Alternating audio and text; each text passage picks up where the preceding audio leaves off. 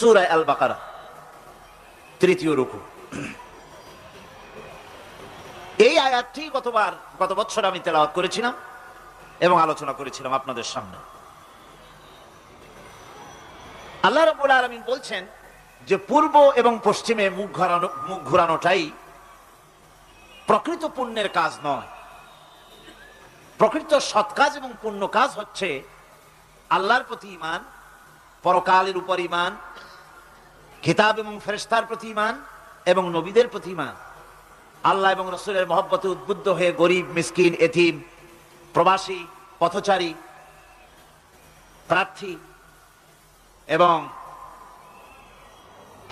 গলদেশ মুক্ত দান, নামাজ প্রতিষ্ঠা, যাকাত আদায় করা, ওয়াদা পালন করা, বিপদ এবং মুসিবতে সবর ইখতিয়ার করা, এটাই হলো প্রকৃতপক্ষের পুণ্যের কাজ। উলাইকাল্লাযীনা সাদাকু ওয়া উলাইকা হুমুল মুত্তাকুন, এরাই হচ্ছে যারা এখানে 10টি কথা বলা হয়েছে। মোট কত কথা বলা হলো? 10টি কথা বলা হয়েছে। কোরআনে কারীম আল্লাহ রাব্বুল আলামিন এখানে বলছেন এই কাজগুলি যারা করবে তারাই হচ্ছে ঈমানের দাবিতে সত্যবাদী এবং এরাই হচ্ছে মুত্তাকী। গত বছর এই 10টি কথার একটি কথা ঈমান বিল্লাহ, আল্লাহর প্রতি ঈমান। সেই ঈমান বিল্লাহর উপরে আমরা আলোচনা করেছিলাম কয়দিন মনে আছে? 4 দিন। ঈমান বিল্লাহর উপরে আমরা 4 দিন আলোচনা করেছি একটানা। তারপরে 5ম দিনে, যেহেতু সেটা মেরাজের রাত ছিল, এই জন্যে মাঝখানের কিছুটা বাদ দিয়ে নবুয়তের কথা, রিসালাতের কথা, মেরাজের কথা আলোচনা করেছিলাম।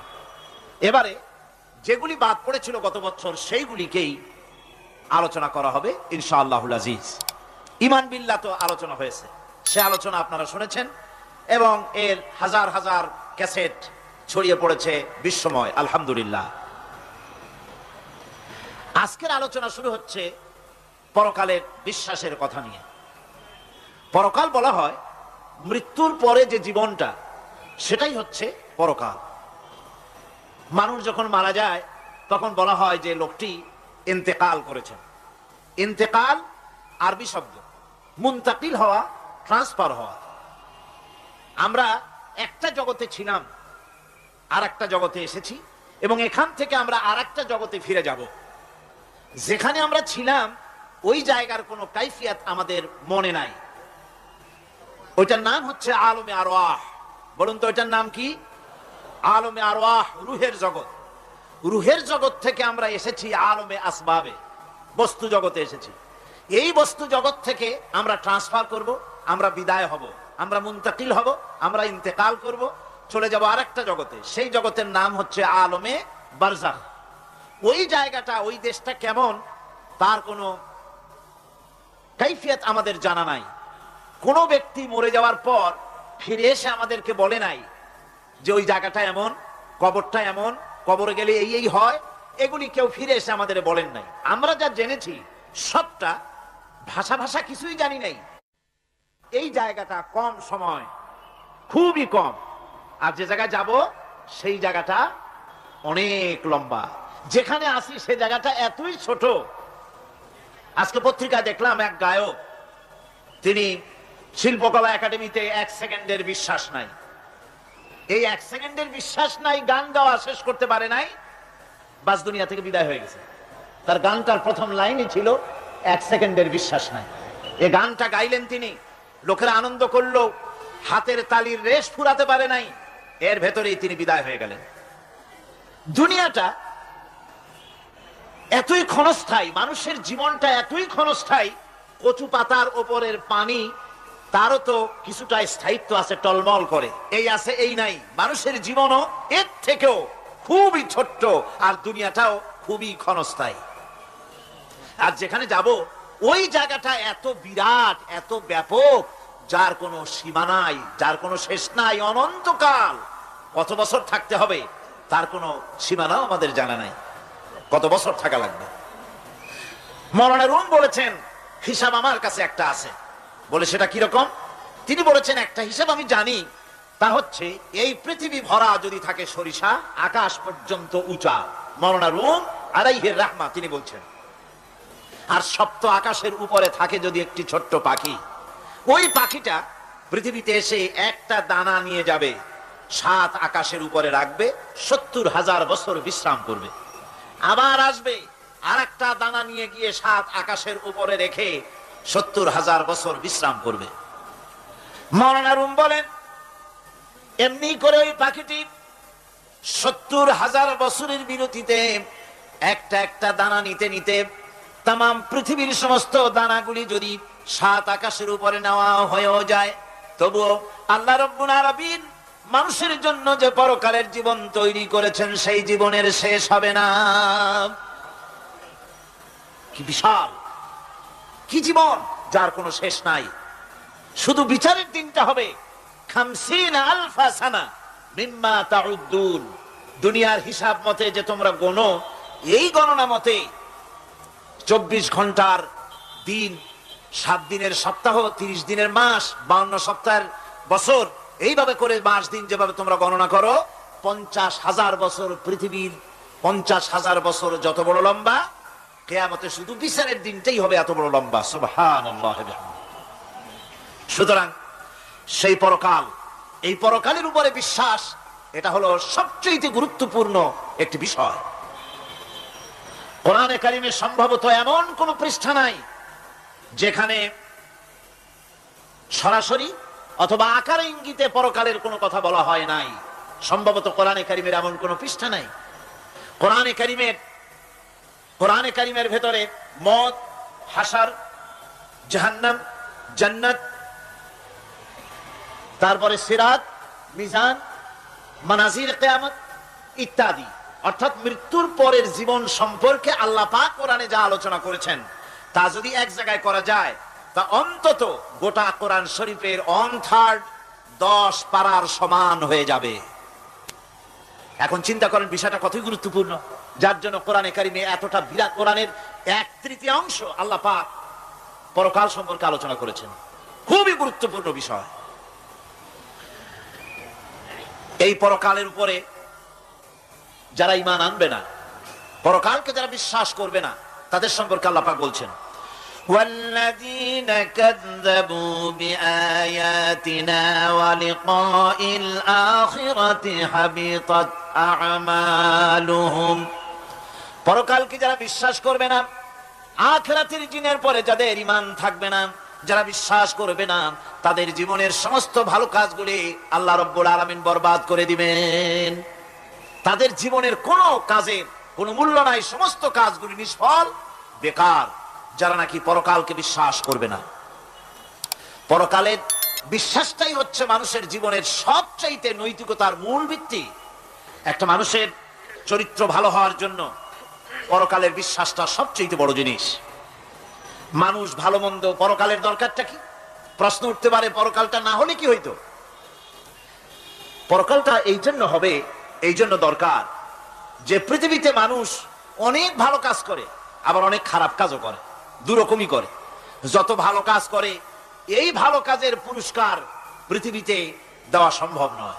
একটা মানুষ এত ভালো কাজ করলো, নামাজ পড়লো, রোজা রাখলো, হজ করলো, যাকাত দিল, তারপরে আল্লাহর দ্বীন প্রতিষ্ঠার জন্য কষ্ট করলো, জেল খাটলো, জরিমানা দিল, ফাঁসির মঞ্চে চড়লো, তার এত ভালো কাজের পুরস্কার এই পৃথিবীতে দেওয়া সম্ভব নয়।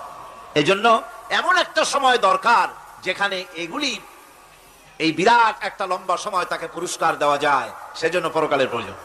আবার পৃথিবীতে এমন বহু লোক আছে যারা এত অন্যায় করে যে অন্যায়ের শাস্তি পৃথিবীতে এই সীমিত সময় দেওয়া সম্ভব নয়। যেমন দৃষ্টান্ত দিতে গিয়ে আমি বলি যে একটা মানুষ যদি একটা মানুষকে হত্যা করে, তাহলে আপনি তাকে ওই একটা হত্যার বিনিময়ে তাকেও আপনি হত্যা করলেন, তাকেও ফাঁসি দিয়ে দিলেন। কিন্তু একটা মানুষ যদি লক্ষ লক্ষ মানুষ হত্যার কারণ হয়, একটা মানুষ যদি অনেকগুলি মানুষ মারে, তাহলে অনেকগুলি মানুষ মারার শাস্তি তো একটা জীবনের উপরে আপনি দিতে পারেন না। তাকে তো, তার জীবন তো একটাই, তার জীবন কয়টা? একটা গুলি করলেন, ফাঁসি দিয়ে দিলেন, তার একটা জীবন গেল। কিন্তু সে তো মেরেছে অনেক, তার কারণে তো লক্ষ লক্ষ মরছে। কাজে এই শাস্তি পৃথিবীতে দেওয়া সম্ভব নয় বলে এমন একটা জায়গা দরকার যেখানে এই ধরনের বড় রকমের শাস্তি, দীর্ঘমেয়াদী শাস্তি দেওয়া যায়, শরীরটাও সেরকমের বানানো যায়, এই ধরনের করে একটি জায়গা দরকার। সেই জায়গার নাম হচ্ছে পরকাল, সেই জায়গাটার নাম হচ্ছে আখিরাত। এজন্য কমন সেন্সের সাধারণ জ্ঞানের দাবিও পরকাল প্রয়োজন। আর পরকালের ভিত্তিতেই মানুষের চরিত্র গঠন হতে পারে। মনে করেন একজন অফিসার, তিনি জানেন তাকে দেখার কেউ নাই, তার যা খুশি তিনি তা করতে পারেন, তার পেছনে কোনো গোয়েন্দা বিভাগের লোক লাগানো নাই। এই চিন্তা যদি তার থাকে, তাহলে ঘুষের টাকা খাওয়া, স্বজন প্রীতি করা তার জন্য কি অসম্ভব না সম্ভব? খুবই সম্ভব। আরেকজন অফিসার তিনি যদি জানেন যে না, আমাকে দেখার মতো লোক আছে, আমার পেছনে গোয়েন্দা বিভাগের লোকেরা কাজ করতেছে, আমার কোনো জিনিসই এড়িয়ে যাবে না, এই চিন্তা যদি থাকে, তাহলে এই দুইজন অফিসারের আচরণ এক হবে? কখনই হবে না। একজনের আচরণ হবে খুবই সংযত, আর একজনের আচরণ হবে খুবই অসংযত। সুতরাং পরকালে যে বিশ্বাসী ব্যক্তি, সে ব্যক্তি চুরি, ডাকাতি, জেনা, ব্যভিচার, হত্যা, ধর্ষণ ইত্যাদি থেকে তিনি হবেন মুক্ত। আর যে ব্যক্তি পরকালকে বিশ্বাস করবে না, তার দ্বারা হবে না এমন কোনো কাজ নাই, সবকিছুই তার দ্বারা সম্ভব। এরপরে আল্লাহ পাক বলছেন যে পরকাল বিশ্বাস মানুষকে দায়িত্ববান বানায় দেয়। পরকালের বিশ্বাস মানুষকে কি বানায়? দায়িত্ববান বানায়। যেহেতু তোমারে তো খালি খালি সৃষ্টি করা হয় নাই। আল্লাহ রাব্বুল আলামিন কোরআনে কারীমের মধ্যে বলছেন, আফাহাসিবতুম আন্নামা খালাকনাকুম আবাসা ওয়া আন্নাকুম ইলাইনা লা তুরজাউন। লোকেরা কি ভেবেছে? তোমরা কি এটাই মনে করেছো যে আমি তোমাদেরকে এমনি এমনি সৃষ্টি করেছি আর তোমাদেরকে আমার কাছে ফিরে আসতে হবে না? এটাই কি ভেবেছো তোমরা? তোমাদেরকে সৃষ্টি করা হয়েছে এবং তোমাদেরকে আমার দরবারে সকলকেই ফিরে আসতে হবে। পৃথিবীতে এমন কেউ নাই যে পৃথিবীতে টিকে থাকতে পারবে, সমস্ত মানুষকেই আল্লাহর দরবারে ফিরে যেতে হবে। আল্লাহ পাক কোরআনে কারীমের অন্যত্র বলেছেন, আয়াহসাবুল ইনসানু আইয়ুতরাকা সুদা। মানুষ কি ভেবেছে যে আমি তাকে নিরর্থক সৃষ্টি করেছি, তার কোনো হিসাব হবে না, তার কোনো দেখার মতো কেউ নাই, তাকে এমনি এমনি আমি সৃষ্টি করেছি? তা না, প্রত্যেকটি মানুষকেই বিচক্ষণতার দাবি হিসেবে সৃষ্টি করা হয়েছে এবং তার সব কিছুকেই দেখা হচ্ছে। আল্লাহ পাক সব দেখতে পাচ্ছেন, তার নজরের সামনে আছে। আল্লাহ পাক দেখেন এবং শোনেন। আমরাও দেখি, আমরাও শুনি, কিন্তু আল্লাহ পাকের দেখা আর আমাদের দেখা, আল্লাহর শোনা আর আমাদের শোনা একরকম নয়। আমরা এই মাহফিলের বাইরে কি হচ্ছে আমরা দেখতে পাই না, ঠিক কিনা গণ? রাতের বেলায় আমরা আমাদের নিজেদেরকেও দেখি না, এমনকি আমরা আমাদের পেছনে কি হয়, পিছনে কি আছে তাও দেখি না। আপনারা যে আমার সামনে বসে আছেন, আপনাদের পেছনে লোকটা কি করতেছে তা আপনি দেখতে পাচ্ছেন। মেঘ হলে মেঘের উপরে কি হয় দেখতে পাই না, কুয়াশার মধ্যে দেখতে পাই না, গাছের আড়ালে কি দেখতে পাই না, পাহাড়ের আড়ালে কি দেখতে পাই না। তারপরে শোনার ব্যাপারে একটা নির্ধারিত এলাকার আওয়াজ আমাদের কানে আসে, এর বাইরের কিছু আমরা শুনতেও পাই না। আল্লাহ রাব্বুল আলামিনের কি এরকম অবস্থা নাকি? কি বলেন, এরকম অবস্থা? আল্লাহ সব দেখতে পান, সব শুনতে পান, এমন তার চোখের সামনে কোন অবস্ট্রাকশন নাই, তার চোখের সামনে কোনো জিনিস অন্তরায় হয়ে দাঁড়াতে পারে না। কেউ কোনো জিনিস তার চোখের সামনে বাধার সৃষ্টি হতে পারে না। তাকে কেউ দেখতে পারে না, কিন্তু তিনি সবাইকে দেখতে পান। লা তুদরিকুহুল আবসার, তাকে কোন দৃষ্টিশক্তি তাকে দেখতে পাবে না। সমস্ত দৃষ্টিশক্তিকে তিনি দেখবেন, কিন্তু তাকে কেউ দেখতে পারবে না। সুবহানাল্লাহ ওয়া বিহামদিহি। সুতরাং তিনি সব দেখেন এবং সবই শোনেন। এই বিশ্বাস মানুষকে দায়িত্ববান বানায়। এই বিশ্বাস মানুষকে কি বানায় জোরে গান? দায়িত্ববান বানিয়ে দেয়। আল্লাহ রাব্বুল আলামিন বলছেন, আয়াহসাবু আল্লান ইয়াকদিরা আলাইহি আহাদ ইয়াকুলু আহলাকতু মালান লুবাদা আয়াহসাবু আন লাম ইয়ারাহু আহাদ। মানুষ কি ধারণা করেছে তার উপরে কারো কোনো ক্ষমতা চলবে না? সে বলে আমি অনেক ব্যয় করেছি, আর সে ভেবেছে তাকে দেখার মতো কেউ নাই। আল্লাহ পাক বলেন, দেখার জন্য অবশ্যই একজন আছেন, তিনি হচ্ছেন আল্লাহ রাব্বুল আলামিন। কে দেখতে পান? জোরে সরে বলেন, কে দেখতে পান? আল্লাহ পাক সব দেখেন, সব শোনেন। এমনকি সমুদ্রের অতল তলদেশে কোন পাথরের সাথে লাগানো বালু কণার সঙ্গে লাগানো ছোট্ট একটি পোকা, যা মাইক্রোস্কোপ যন্ত্র ছাড়া দেখা যায় না, এমন ছোট্ট পোকাটিও যদি চিৎকার মারে ক্ষুধার যন্ত্রণায় বা পেটের যন্ত্রণায় বা কষ্টে পড়ে কোনো চিৎকার যদি মারে, সমুদ্রের কেউ শোনার কথা নয়, জমিনের উপরে কেউ শোনার কথা নয়, অন্তরিক্ষের কারো শোনার কথা নয়, আল্লাহ রাব্বুল আলামিন বলেন সেই ক্ষীণ আওয়াজটুকুনো তোমার আল্লাহ পাক শুনতে পান। সব তিনি শুনতে পান এবং দেখতে পান, তার চোখের সামনে সব রয়েছে। সুতরাং আসল কথা হচ্ছে মানুষেরা পরকালের চাইতে দুনিয়ার গুরুত্ব দেয় বেশি। বাল তুসিরুনাল হায়াতাদ দুনিয়া ওয়াল আখিরাতু খায়রুন ওয়া আবকা। তোমরা পার্থিব জীবনকে অগ্রাধিকার দিয়েছো, আর পরকাল হচ্ছে উত্তম এবং স্থায়ী। পরকাল হচ্ছে উত্তম। পৃথিবীর একটা নিকৃষ্ট জায়গা, একটা ছোট্ট জায়গা পৃথিবী। এটার আরবি হচ্ছে কি বলুন তো? পৃথিবীর আরবি কি? দুনিয়া। এটাকে দুনিয়া, দুনিয়া শব্দটা এসেছে আদনা শব্দ থেকে, তুচ্ছ, নিকৃষ্ট, এটার কোনো দাম নাই। আর এই জন্য হাদিস শরীফে এসেছে যে এই পৃথিবীর মূল্য যদি আল্লাহর কাছে মশার ডানা তুল্য যদি হতো, তাহলে কাফেরকে এক ঢোক পানি আল্লাহ পাক গিলতে দিতেন না। আল্লাহর দৃষ্টান্তটা, হাদিস শরীফের দৃষ্টান্তটা লক্ষ্য করেছেন? এই পৃথিবীর মূল্য যদি একটা মশার ডানার তুল্য যদি হতো, আপনাকে কেউ যদি 1 লক্ষ মশার ডানা যদি কেউ আপনাকে জোগাড় করে দেয়, আপনি কয় টাকা দিয়ে কিনবেন? কোন কথা বলতেছেন না? খুব আগ্রহ আছে কেনার নাকি? 4 আনা দিয়েও 4 পয়সা দিয়েও আপনারা কেউ কিনবেন না, যেহেতু মশার ডানা 10 কোটি ডানা আনি জোগাড় করে দেন, নদী করবো নাকি? কাজী দৃষ্টান্তটা লক্ষ্য করুন যে এই পৃথিবীর মূল্য যদি আল্লাহ পাকের কাছে একটা মশার ডানার তুল্য যদি হতো, তাহলে আল্লাহ রাব্বুল আলামিন কাফেরকে এক ঢোক পানি গিলতে দিতেন না। তার মানে এটার কোনো দাম নাই। তো যেটার দাম নাই সেটার দাম আমরা খুব বেশি দিয়েছি। আর পরকাল হচ্ছে স্থায়ী, চিরস্থায়ী জায়গা। সেই চিরস্থায়ী জায়গার আমরা মূল্য দেই নাই। যেমন আমরা দেহের মূল্যটা বেশি দেই, আত্মার মূল্যটা কম দেই। দেহটারে সাজাই বেশি। এই দেহটার জন্য দেখছেন অবস্থা, শীতকালে কত ক্রিম মাখে, পায়ে ভ্যাসলিন মাখে, মুখে ক্রিম মাখে, হাতে জেলি মাখে, তারপরে ঠোঁটে আরো কিছু মাখে, এরপরে এতগুলি মাইখা তারপরে জামা কাপড় সেন্ট আতর কত কিছু সমানে মাখতে থাকে শরীরের জন্য, এত যত্ন। তারপরে ভুরি ভোজন পাইকারি দরে খায়, জনমের মতো খায়। খাওয়ার চোটে পেট যায় একদিক, পাছা যায় আর একদিক, মাথা যায় আর একদিক, আস্তে আস্তে দুমবার সাইজ হয়ে যায় মানুষের বডিটা। যেই শরীরটার কোনো দাম নাই, কোনো মূল্য নাই। আপনারা সত্য করে বলেন, দামটা কার? শরীরের দেহের দাম বেশি না আত্মার দাম বেশি? কোনটার দাম? তার দাম, আত্মাটার দাম বেশি। এটা মুখ দিয়ে বললেন, কিন্তু আসলে মনের কথা হইলে আত্মারে আপনারা কিছু খাইতে দিতেন। আত্মাকে তো কিছু খেতে দেওয়া হয় না। দেহটারই, আত্মাটার দাম যদি বেশি না হবে, মানুষ মরে গেলে পরে যায়টা কি? চোখ আছে, কান আছে, মুখ আছে, হাত আছে, পা আছে, সবই তো রয়ে গেল। গেলটা কি? কি যাওয়ার কারণে? প্রাণের সন্তান, কলিজার টুকরা সন্তান বলে মা, বাবার কাছে মার যেতে ভয় করে। ছোট্ট বাচ্চা বাবার কাছে যেতে চায় না, প্রাণীদিকা স্ত্রীও যেতে চায় না। মা বাবা আত্মীয় স্বজন সবাই বলে তাড়াতাড়ি বিদায় করো, তাড়াতাড়ি বিদায় করো।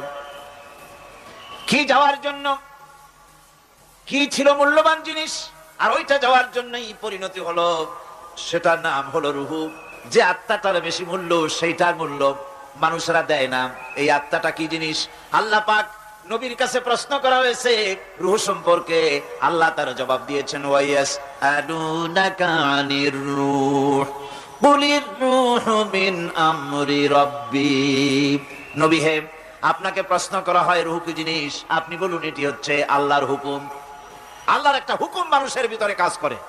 এটা এতই গুরুত্বপূর্ণ, ওটা থাকলে আমরা বাঁচি, ওটা না থাকলে আমরা মরে যাই। এখন যেটার গুরুত্ব বেশি সেটাকে খাইতে দেই না, সেটার জন্য কোনো যত্ন নাই, খোঁজ নাই, খবর নাই। সকালবেলায় ব্রেকফাস্ট, নাস্তা, লাঞ্চ, ডিনার, বিকালের চা, ফলারি, কোনো জিনিসের অভাব নাই, সমানে খায় আর সমানে শরীরটারে বাঁচায়। আর যেটার কারণে বডিটা বাঁচে তার কোনো খোঁজ খবর নাই। ওটারেও কিছু খাবার দিতে হবে। ওটারে কি খাওয়াবেন? ওটায় কি ফুলকপি খাবে? শীতের দিনে লাল শাক খাবে? লট্টা মাছ খাবে নাকি? খাবে না। রূপচান্দাও খাবে না। শীতকালের ভাপা পিঠাও না, ধুপি পিঠা কি করেন আপনারা, এগুলোও খাবে। সুতরাং এই যে শরীর, আপনার আত্মাটা, ওরে খাইতে দিবেন কি? ও কচু খায় না, মূলাও খায় না, দুধও খায় না, পনিরও খায় না, ঘিও খায় না, মাছ গোশতও খায় না। যেহেতু এই আত্মাটা এসেছে রুহের জগৎ থেকে, তাই ওর খাদ্য এই পৃথিবীতে বানানো হয় নাই। দেহ তৈরি হয়েছে মাটি থেকে, মাটির উপাদান দিয়ে, সেজন্য তার খাদ্য বানানো হয়েছে মাটির উপাদান দিয়ে। আর আত্মা যেহেতু এসেছে আল্লাহর কাছে থেকে, রুহের জগৎ থেকে, সেজন্য আল্লাহ রাব্বুল আলামিন আত্মার খাদ্য পাঠিয়েছেন লৌহ মাহফুজ থেকে। খাদ্যের নাম হচ্ছে তেলাওয়াতে কোরআন। তেলাওয়াতে কোরআন, কোরআনে কারীম তেলাওয়াতে আত্মার সমৃদ্ধি হতো। কোরআনে কারীমের তেলাওয়াত, অনুধাবন, এর দ্বারা আত্মার সমৃদ্ধি হতো। যেহেতু কোরআন হচ্ছে রুহের খোরাক, সেই খোরাক দেওয়া হচ্ছে না তাকে। কাজে আমি বলতেছিলাম যে যে জিনিসের মূল্য বেশি আমরা তার মূল্য দিতে জানি না, যেটার মূল্য কম সেটার মূল্য দেই বেশি। অনুরূপ ভাবে এই পৃথিবীর কোন দাম নেই, আল্লাহ পাক বলছেন সেই জিনিসটার মূল্য আমরা বেশি দিলাম, আর পরকালের চিন্তা আমাদের দিল থেকে উবে গেল। এজন্য আল্লাহ রাব্বুল আলামিন বলেন, ইন্নাল্লাযীনা লা ইউমিনুনা বিল আখিরাতি যায়্যান্না লাহুম আ'মালাহুম ফাহুম ইয়ামাহুন। যারা পরকালের প্রতি ঈমান আনে না, পরকালকে যারা বিশ্বাস করে না, তাদের ক্রিয়াকাণ্ডকে তাদের কাছে চিত্তাকর্ষক বানায় দেওয়া হয়। আর এভাবে তারা পথভ্রষ্ট হয়ে যায়। দুনিয়া তাদের কাছে বেশি মজা লাগে, দুনিয়াটা বেশি ভালো লাগে। কয় হুজুর তাফসীরের মাহফিল ভালো লাগে, আবার যখন কীর্তন শুনতে যাই, সিনেমা দেখতে যাই, তাও খারাপ লাগে না, তাও ভালো লাগে। মিলাদ শরীফও ভালো লাগে, কীর্তনও ভালো লাগে, ওয়াজ মাহফিলও ভালো লাগে, গানও ভালো লাগে, সিনেমাও ভালো লাগে। এই যে দুই জিনিস ভালো লাগে, এটা হলো মুনাফিকি রোগ। এটা কি রোগ বলেন না সবাই? এটা কি রোগ? মুনাফিকি রোগ। ঈমানের স্বাদ যখন নষ্ট হয় তখন এই অবস্থার সৃষ্টি হয়। বিষাক্ত সাপ যখন মানুষকে দংশন করে, রাতের অন্ধকারে বিষাক্ত সাপে মানুষকে দংশন করেছে, ওঝা আনা হলো। ওঝা এসে সর্বপ্রথম টেস্ট করবে যে সাপটা কি বিষাক্ত না এমনি সাধারণ সাপে তাকে দংশন করেছে, সাপটা কি ধরনের। এটা টেস্ট করার জন্য সাপে কাটা রোগীর মুখে ওঝা মুখের মধ্যে খুব ঝাল মরিচ অথবা লবণ এটা দেয়। দিলে পরে সে যদি বলে পানি পানি লাগে, খুব ঝালওয়ালা মরিচ কিন্তু মুখে পানি পানি লাগে, বুঝতে হবে বিষাক্ত সাপে কামড়িয়েছে। আর যদি ঝালকে ঝাল বলে, লবণকে লবণ বলে, তিতকে তিতো বলে, তাহলে বোঝা যাবে বিষাক্ত সাপে কামড়ায় নাই। তো বিষাক্ত সাপের প্রধান আলামত হলো এই, বিষাক্ত সাপে যখন মানুষকে কাটে তখন তার প্রথম বিষক্রিয়া হচ্ছে তার রক্তকে জাম করে দেয় আর জিহ্বার স্বাদকে নষ্ট করে দেয়। এই পৃথিবীতে যত বিষাক্ত সাপ আছে সবচাইতে মারাত্মক আর বিষাক্ত সাপ হচ্ছে শয়তান। সবচাইতে বিষাক্ত সাপ কি? এই শয়তান যাকে ওয়াসওয়াসা দেয়, শয়তান যাকে দংশন করে, শয়তান যারে ফুটবল বানাতে পারে, সর্বপ্রথম তার ঈমানের স্বাদ নষ্ট করে দেয়। তখন আখিরাত ভালো লাগে না, তখন মসজিদ ভালো লাগে না, তখন ওয়াজ মাহফিল ভালো লাগে না, তাফসীর মাহফিল ভালো লাগে না, তখন সিনেমা পছন্দ হয়, গান পছন্দ হয়, মেলা পছন্দ হয়, সাংস্কৃতিক অনুষ্ঠান, নাচ, উল্টোপাল্টা কাম, এই সমস্ত পছন্দ হয়। আল্লাহর ইসলাম ভালো লাগে না, পছন্দ হয় না। আল্লাহ পাক বলেন পরকালকে যারা অস্বীকার করে তাদের মনের তাদের জন্য এই দুনিয়াটাকেই তাদের সামনে চিত্তাকর্ষক, তাদের ক্রিয়াকাণ্ডকে চিত্তাকর্ষক করে দেওয়া হয়, আর এর ভেতরেই তারা পড়ে থাকে। ফলে এই সব পরকালে অবিশ্বাসী লোকগুলি অহংকারী হয়। তারা কি হয়? আল্লাহ পাক বলেন ফাল্লাযীনা লা ইউমিনুনা বিল আখিরাতি কুলুবুহুম মুনকিরাতুন ওয়া হুম মুস্তাকবিরুন। পরকালের প্রতি যারা ঈমান আনে না, পরকালকে যারা বিশ্বাস করে না, তাদের মন সত্য কথাকে অস্বীকার করে, আর এই লোকগুলি অহংকারী হয়ে যায়, ধরাকে সরাক জ্ঞান করে। কি হনুরে এই অবস্থার সৃষ্টি হয়ে যায়। সে মনে করে যে পৃথিবী আমার, উলট পালট করে দে মা, লুটে পুটি খায়, পরকালে বিশ্বাস নাই, যা খুশি সে তখন তা করতে থাকে এবং অহংকারী হয়ে যায়। পরকালীন জীবনের অস্বীকৃতি আজকে নতুন কিছু নয়। আজও এক শ্রেণীর লোক আছে যারা বলে পরকাল বলে কিছুই নাই, আল্লাহ সম্পর্কে বলে দেয়ার ইজ নো গড, স্রষ্টা বলতে কিছু নাই, পরকালকেও বিশ্বাস করে না এমন লোক আমাদের দেশে আছে কিনা? কোন জোরে কোন আছে কিনা? যথেষ্ট তৈরি হয়েছে এবং বর্তমান সময় বেশি তৈরি হয়েছে। অতীতের কোন সময় ইসলাম আর মুসলিম সেন্টিমেন্ট এত আহত হয় নাই যত এই কয়েক বছরের মধ্যে হয়েছে, ঠিক কিনা? পরকালকে অস্বীকার করেছে, কোরআন শরীফকে আগাগোড়া সংশোধনের কথা বলেছে, আল্লাহকে মিথ্যাবাদী বলেছে। নাউজুবিল্লাহ পড়েন না কেন? নাউজুবিল্লাহি মিন যালিক। আল্লাহকে মিথ্যাবাদী বলা হয়েছে, কোরআনের সংশোধনের দাবি উঠেছে। মাদ্রাসার ভেতরে ডাকাত দুষ্ট পয়দা হয় বলা হচ্ছে। এভাবে করে তারা আল্লাহকে অস্বীকার করেছে, কোরআনকে অস্বীকার করেছে, পরকালকে অস্বীকার করছে। পরকালকে সেই অতীতের যুগের কাফেরাই অস্বীকার করে নাই, বর্তমান যুগেরও এক শ্রেণীর লোকেরা, তারা আবার মুসলমান নামধারী, নাম মুসলমানি নাম লাগানো আছে, পরকালকে তারা অস্বীকার করছে।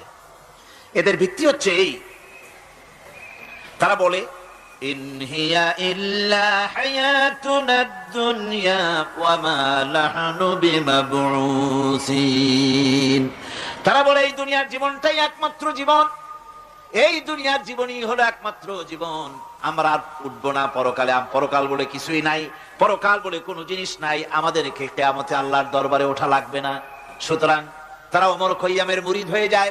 তারা বলতে থাকে এই বেলা ভাই মদ খেয়ে নাও, কাল নিশীতের ভরসা কই, চাঁদনি জাগিবে যুগ যুগ ধরি, আমরা তোমার রবনা সই। যত পারো মদ খাও, নগদ যা পাও হাত পেতে নাও, বাকির খাতায় শূন্য থাক।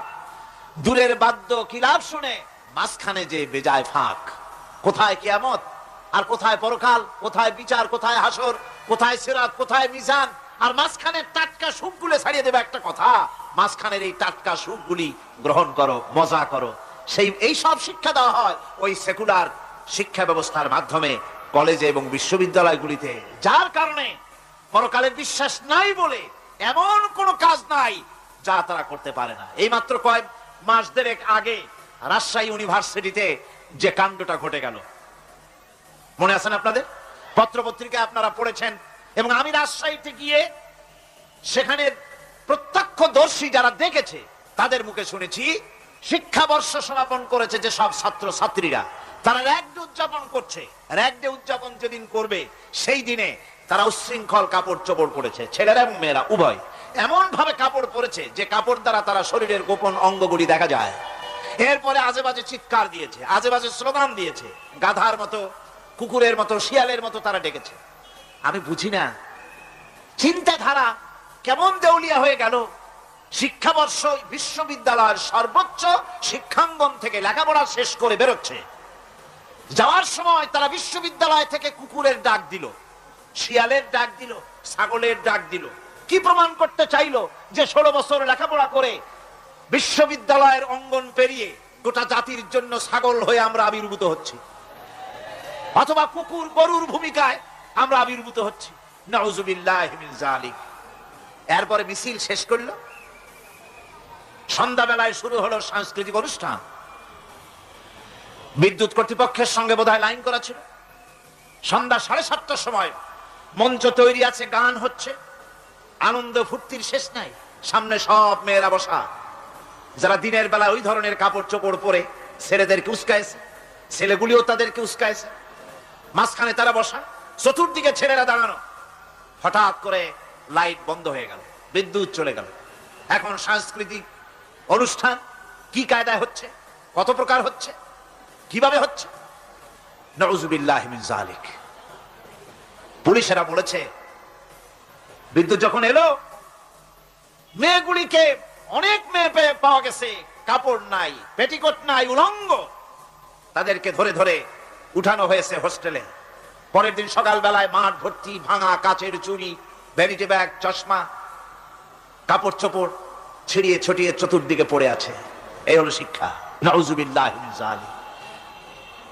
আমি কসম করে বলতে পারি, বিশ্ববিদ্যালয়ে যদি কোরআন শরীফের তাফসীর পড়ানো হতো, হাদিস শরীফ যদি পড়ানো হতো, কেউ কেউ বলবেন কোরআন হাদিস তো পড়ানো হয়, বিশ্ববিদ্যালয় কলেজে পড়ানো তো হয়। আমি তো জানি সিলেবাসে 10টা-5টা হাদিস আছে, 2-4 লাইন কোরআন শরীফ আছে, এর কোনো মানে নাই। মাদ্রাসায় যেমন পড়ানো হয় 30 পারা কোরআনের তাফসীর, রাসূল করিম সাল্লাল্লাহু আলাইহি ওয়াসাল্লামের হাদিস যেমন পড়ানো হয়, এইভাবে করে যদি বিশ্ববিদ্যালয়ে কোরআন হাদিস পড়ানো হতো, আল্লাহর কসম বাংলাদেশের বিশ্ববিদ্যালয়গুলি গোটা জাতিকে চোর, গুন্ডা, বদমাশ, ডাকাত উপহার দিত না, উপহার দিত শাহজালাল।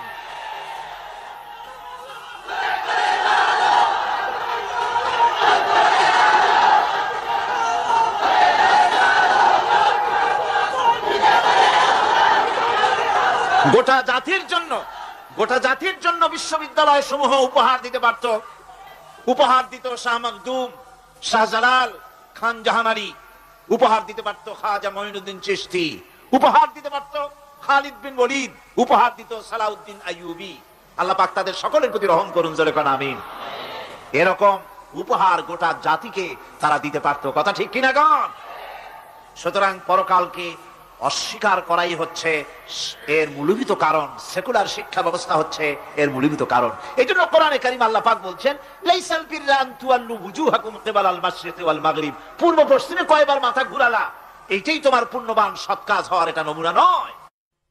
প্রকৃতপক্ষের সৎ কাজ হচ্ছে আল্লাহ বিশ্বাস করা এবং পরকালে বিশ্বাস ভিত্তিক জীবন গড়া। ওই কাফেরেরা বলতো, وقالوا ما هي إلا حياتنا الدنيا نموت ونحيا وما يهلكنا إلا الدهر। আল্লাহ রাব্বুল আলামিন বলেন, এই কাফেররা বলতো দুনিয়ার জীবনটাই তো আসল জীবন, আমরা মরবো না, আমরা এখানেই থাকবো, এই জীবনটাই হলো আসল জীবন, এখানেই বাঁচবো, এখানেই মরবো, আমরা পরকাল বলে কোনো জিনিস নাই, আমাদের কোনো ওঠা লাগবে না, যা কিছু হয় যুগের আবর্তন ছাড়া কিছুই হয় না। শুধু তাই নয়, এই প্রশ্ন কাফিরদের মনের ভিতরে মারাত্মক আকার ধারণ করলো। তারা বলল, আইযা মিতনা ওয়া কুন্না তুরাবান যালিকা রাজউম বাঈদ। আমরা মাটির সাথে মিশে যাব, আমরা মরে যাব, মাটির সঙ্গে মিশে যাব, তারপরে আমাদেরকে জীবিত করা হবে, এটা তো জ্ঞান বহির্ভূত কথা, এটা তো মাথায় ঢোকে না, কথাটা কেমন? তারা এভাবে অনেক প্রশ্ন করত। ওয়াকালু আইযা কুন্না ইযামান ওয়া রুফাতান আইন্না লামাবউসুনা খালকান জাদীদা। আমরা মরে যাব, গলে যাব, পচে যাব, হাড্ডি গুড্ডি মাটির সাথে মিশে যাবে, এরপরে আমাদেরকে নতুন করে সৃষ্টি করা হবে, এটা জ্ঞান বহির্ভূত কথা, এটা মাথার মধ্যে আসে না। কে আমাদেরকে চিন্তা করবে মরে যাওয়ার পর? আল্লাহ রাব্বুল আলামিন বলছেন, দেখো আল্লাহ পাক কোরআনে কারীমের ভিতরে যুক্তি দিয়ে বুঝাচ্ছেন যে অবশ্যই তোমাদেরকে আবার জিন্দা করা হবে, তোমাদেরকে উঠতে হবে। তোমরা এই পৃথিবীর অবস্থা পর্যবেক্ষণ করো, তাকায় দেখো আকাশের দিকে, জমিনের দিকে লক্ষ্য করে দেখো। أَوَلَمْ يَنْظُرُوا فِي مَلَكُوتِ السَّمَاوَاتِ وَالْأَرْضِ। তারা কি আসমান এবং জমিনের ব্যবস্থাপনা সম্পর্কে চিন্তা ভাবনা করে না? ওই বিরাট আকাশটাকে যে আল্লাহ রাব্বুল আলামিন তৈরি করলেন, এই জমিনটাকে যিনি তৈরি করলেন, তিনি কি তোমাকে মৃত্যুর পরে তিনি কি জিন্দা করবেন না? তিনি কি জিন্দা করতে পারবেন না? কেমনে তোমরা অস্বীকার করতে পারো? দুনিয়ার ব্যবস্থাপনা এবং এই পৃথিবীর আকাশ এবং জমিনের ব্যবস্থাপনা সম্পর্কে তোমরা চিন্তা ভাবনা করে দেখো, অবশ্যই আল্লাহ রাব্বুল আলামিন তোমাদেরকে আবার জিন্দা করবেন। وَكَأَيٍّ مِّنْ آيَاتٍ فِي السَّمَاوَاتِ وَالْأَرْضِ يَمُرُّونَ عَلَيْهَا وَهُمْ عَنْهَا مُعْرِضُونَ। আসমান জমিনে বহু নিদর্শন পড়ে আছে যেগুলি তারা অতিক্রম করে যায়, অথচ সে সম্পর্কে তারা মোটেই চিন্তা ভাবনা করে না। চিন্তার বহু বিষয় আল্লাহ পাক এই পৃথিবীতে রেখেছেন। যারা চিন্তাশীল, যারা জ্ঞানবান, তারা এর দ্বারা বুঝতে পারে। আল্লাহ রাব্বুল আলামিন বলছেন, ইন্না ফি খালকিস সামাওয়াতি ওয়াল আরদি ওয়া ইখতিলাফিল লাইলি ওয়ান নাহার লাআয়াতিন লিউলিল আলবাব। নিশ্চয়ই আকাশ সৃষ্টি এবং জমিন সৃষ্টির ব্যাপারে আর রাত আর দিনের পরিবর্তনের ব্যাপারে যারা জ্ঞানবান তাদের জন্য নিদর্শন রয়েছে। যারা জ্ঞানবান তাদের জন্য চিন্তার বিষয়বস্তু রয়েছে। গবেষণা করো, চিন্তা করো, এই পৃথিবীতে আল্লাহ পাক যা কিছু সৃষ্টি করেছেন তার পক্ষে আবার তোমাদেরকে সৃষ্টি করা মোটেই অসম্ভব নয়। পরকালীন জীবনের সম্ভাবনা সম্পর্কে কোরআন অবিশ্বাসীদেরকে বলছে, দেখো আল্লাহুল্লাযী رفع السماوات بغير عمد ترونها ثم استوى على العرش। সে আল্লাহ তোমাদের নিকট দৃশ্যমান স্তম্ভ ছাড়াই ওই বিশাল আকাশটা তৈরি করেছে। যারা পরকাল আছে বলে উঠতে হবে একথা যারা বিশ্বাস করে না, তাদের ব্যাপারে আল্লাহ পাক এই যুক্তি দিচ্ছেন, দেখো এই বিশাল যে আকাশটা, এই আকাশে কোনো খুঁটি আছে? কথা বলেন না কেন? এই আকাশে কোনো খুঁটি আছে?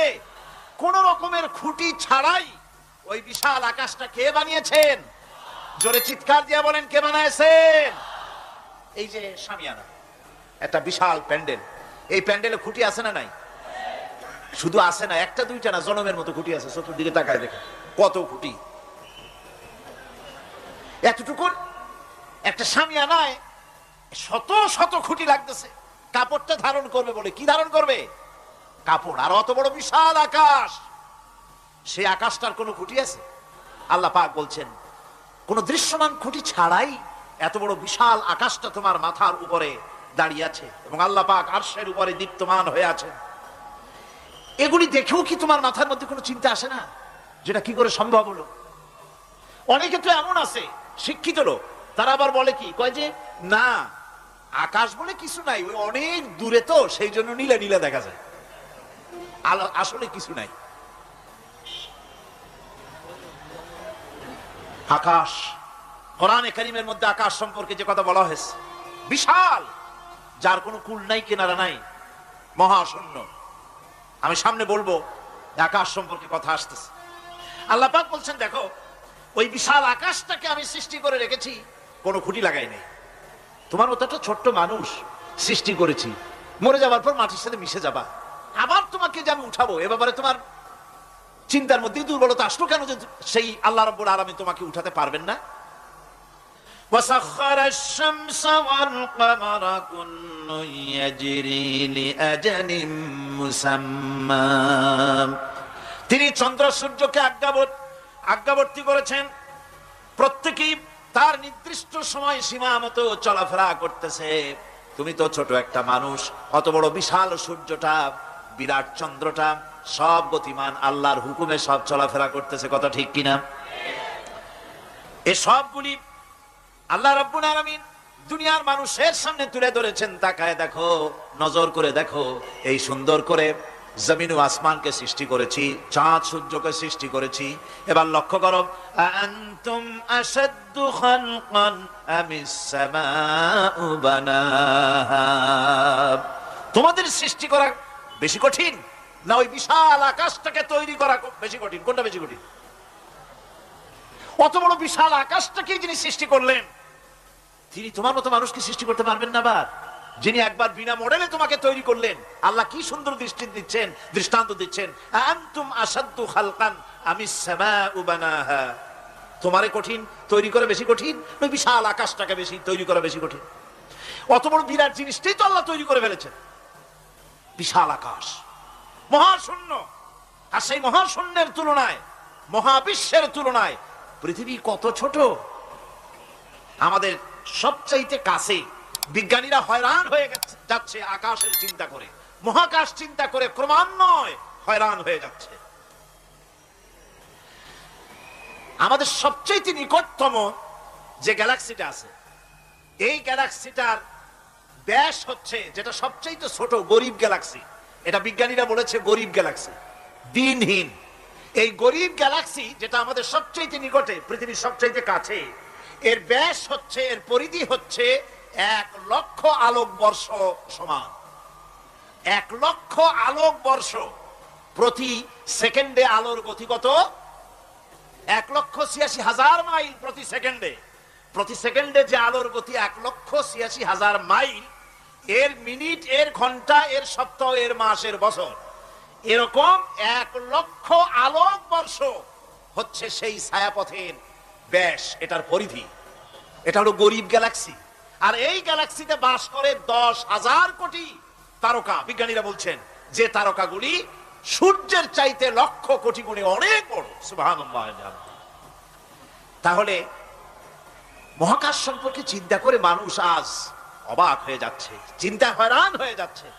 বার্টন রাসেল তিনি বলেছিলেন স্রষ্টার স্রষ্টাকে, স্রষ্টার স্রষ্টাকে।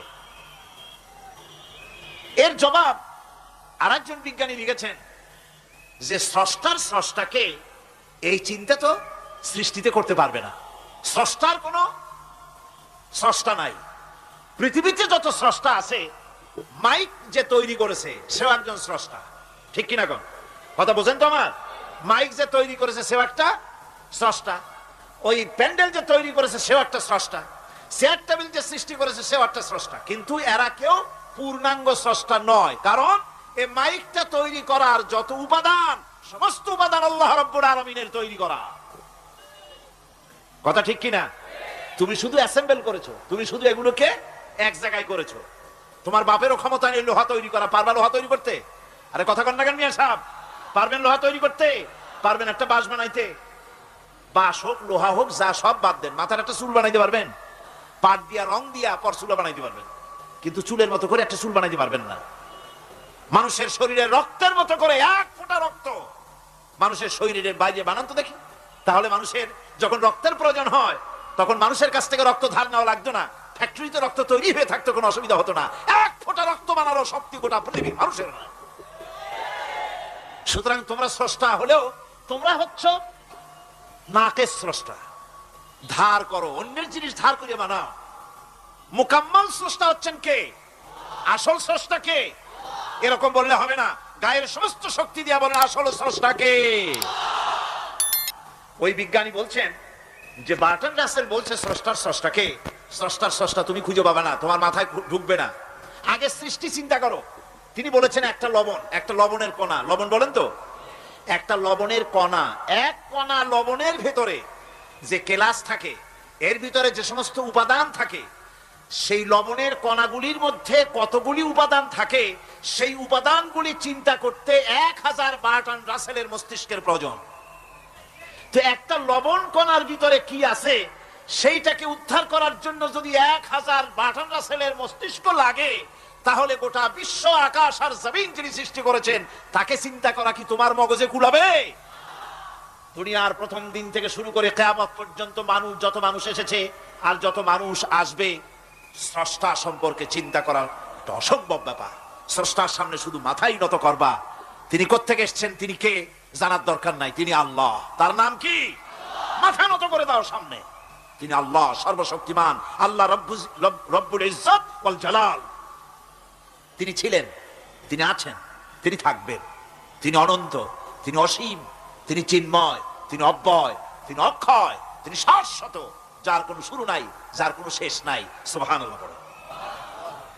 সুতরাং সেই মহান আল্লাহ রাব্বুল আলামিন তিনি বলছেন, বান্দারা তোমারে বানানো কঠিন না ওই বিশাল আকাশটা বানানো কঠিন? অত বড় বিশাল আকাশটাই তো আমি তৈরি করেছি। তোমার মৃত্যুর পরে তোমাকে জিন্দা করা মোটেই কোনো কঠিন ব্যাপার নয়, এটা খুবই সহজ। ভাইরা আমার, আল্লাহ সুবহানাহু ওয়া তাআলা পৃথিবীর মানুষকে এসব দৃষ্টান্ত দিয়ে সুন্দর করে মানুষকে বুঝাচ্ছেন। তিনি মানুষকে পরিষ্কার করে বুঝিয়েছেন। আল্লাহ পাক বলেন, এই পৃথিবীতে এসব প্রশ্নের চূড়ান্ত জবাব দিতে গিয়ে আল্লাহ পাক বলছেন, কুল ইউহিহাল্লাযী আনশাআহা আওয়ালা মাররা ওয়া হুয়া বিকুল্লি খালকিন আলীম। বলে দাও, তোমাদের মৃত্যুর পরে সেই আল্লাহ রাব্বুল আলামিন তোমাদেরকে জিন্দা করবেন, যিনি তোমাদেরকে প্রথমবারে তৈরি করেছিলেন। প্রথমে যিনি সমস্ত জিনিস সৃষ্টি করেছেন, ওই আল্লাহ রাব্বুল আলামিন তোমাদেরকে আবার জিন্দা করবেন। আর এসব জিনিসকে খেল তামাশার বিষয়বস্তু করে তৈরি করা হয় নাই। সমস্ত জিনিসের পেছনে বিরাট উদ্দেশ্য কাজ করেছে। একটা লক্ষ্য নিয়ে, সামনে নিয়ে, উদ্দেশ্য নিয়ে আল্লাহ তৈরি করেছেন।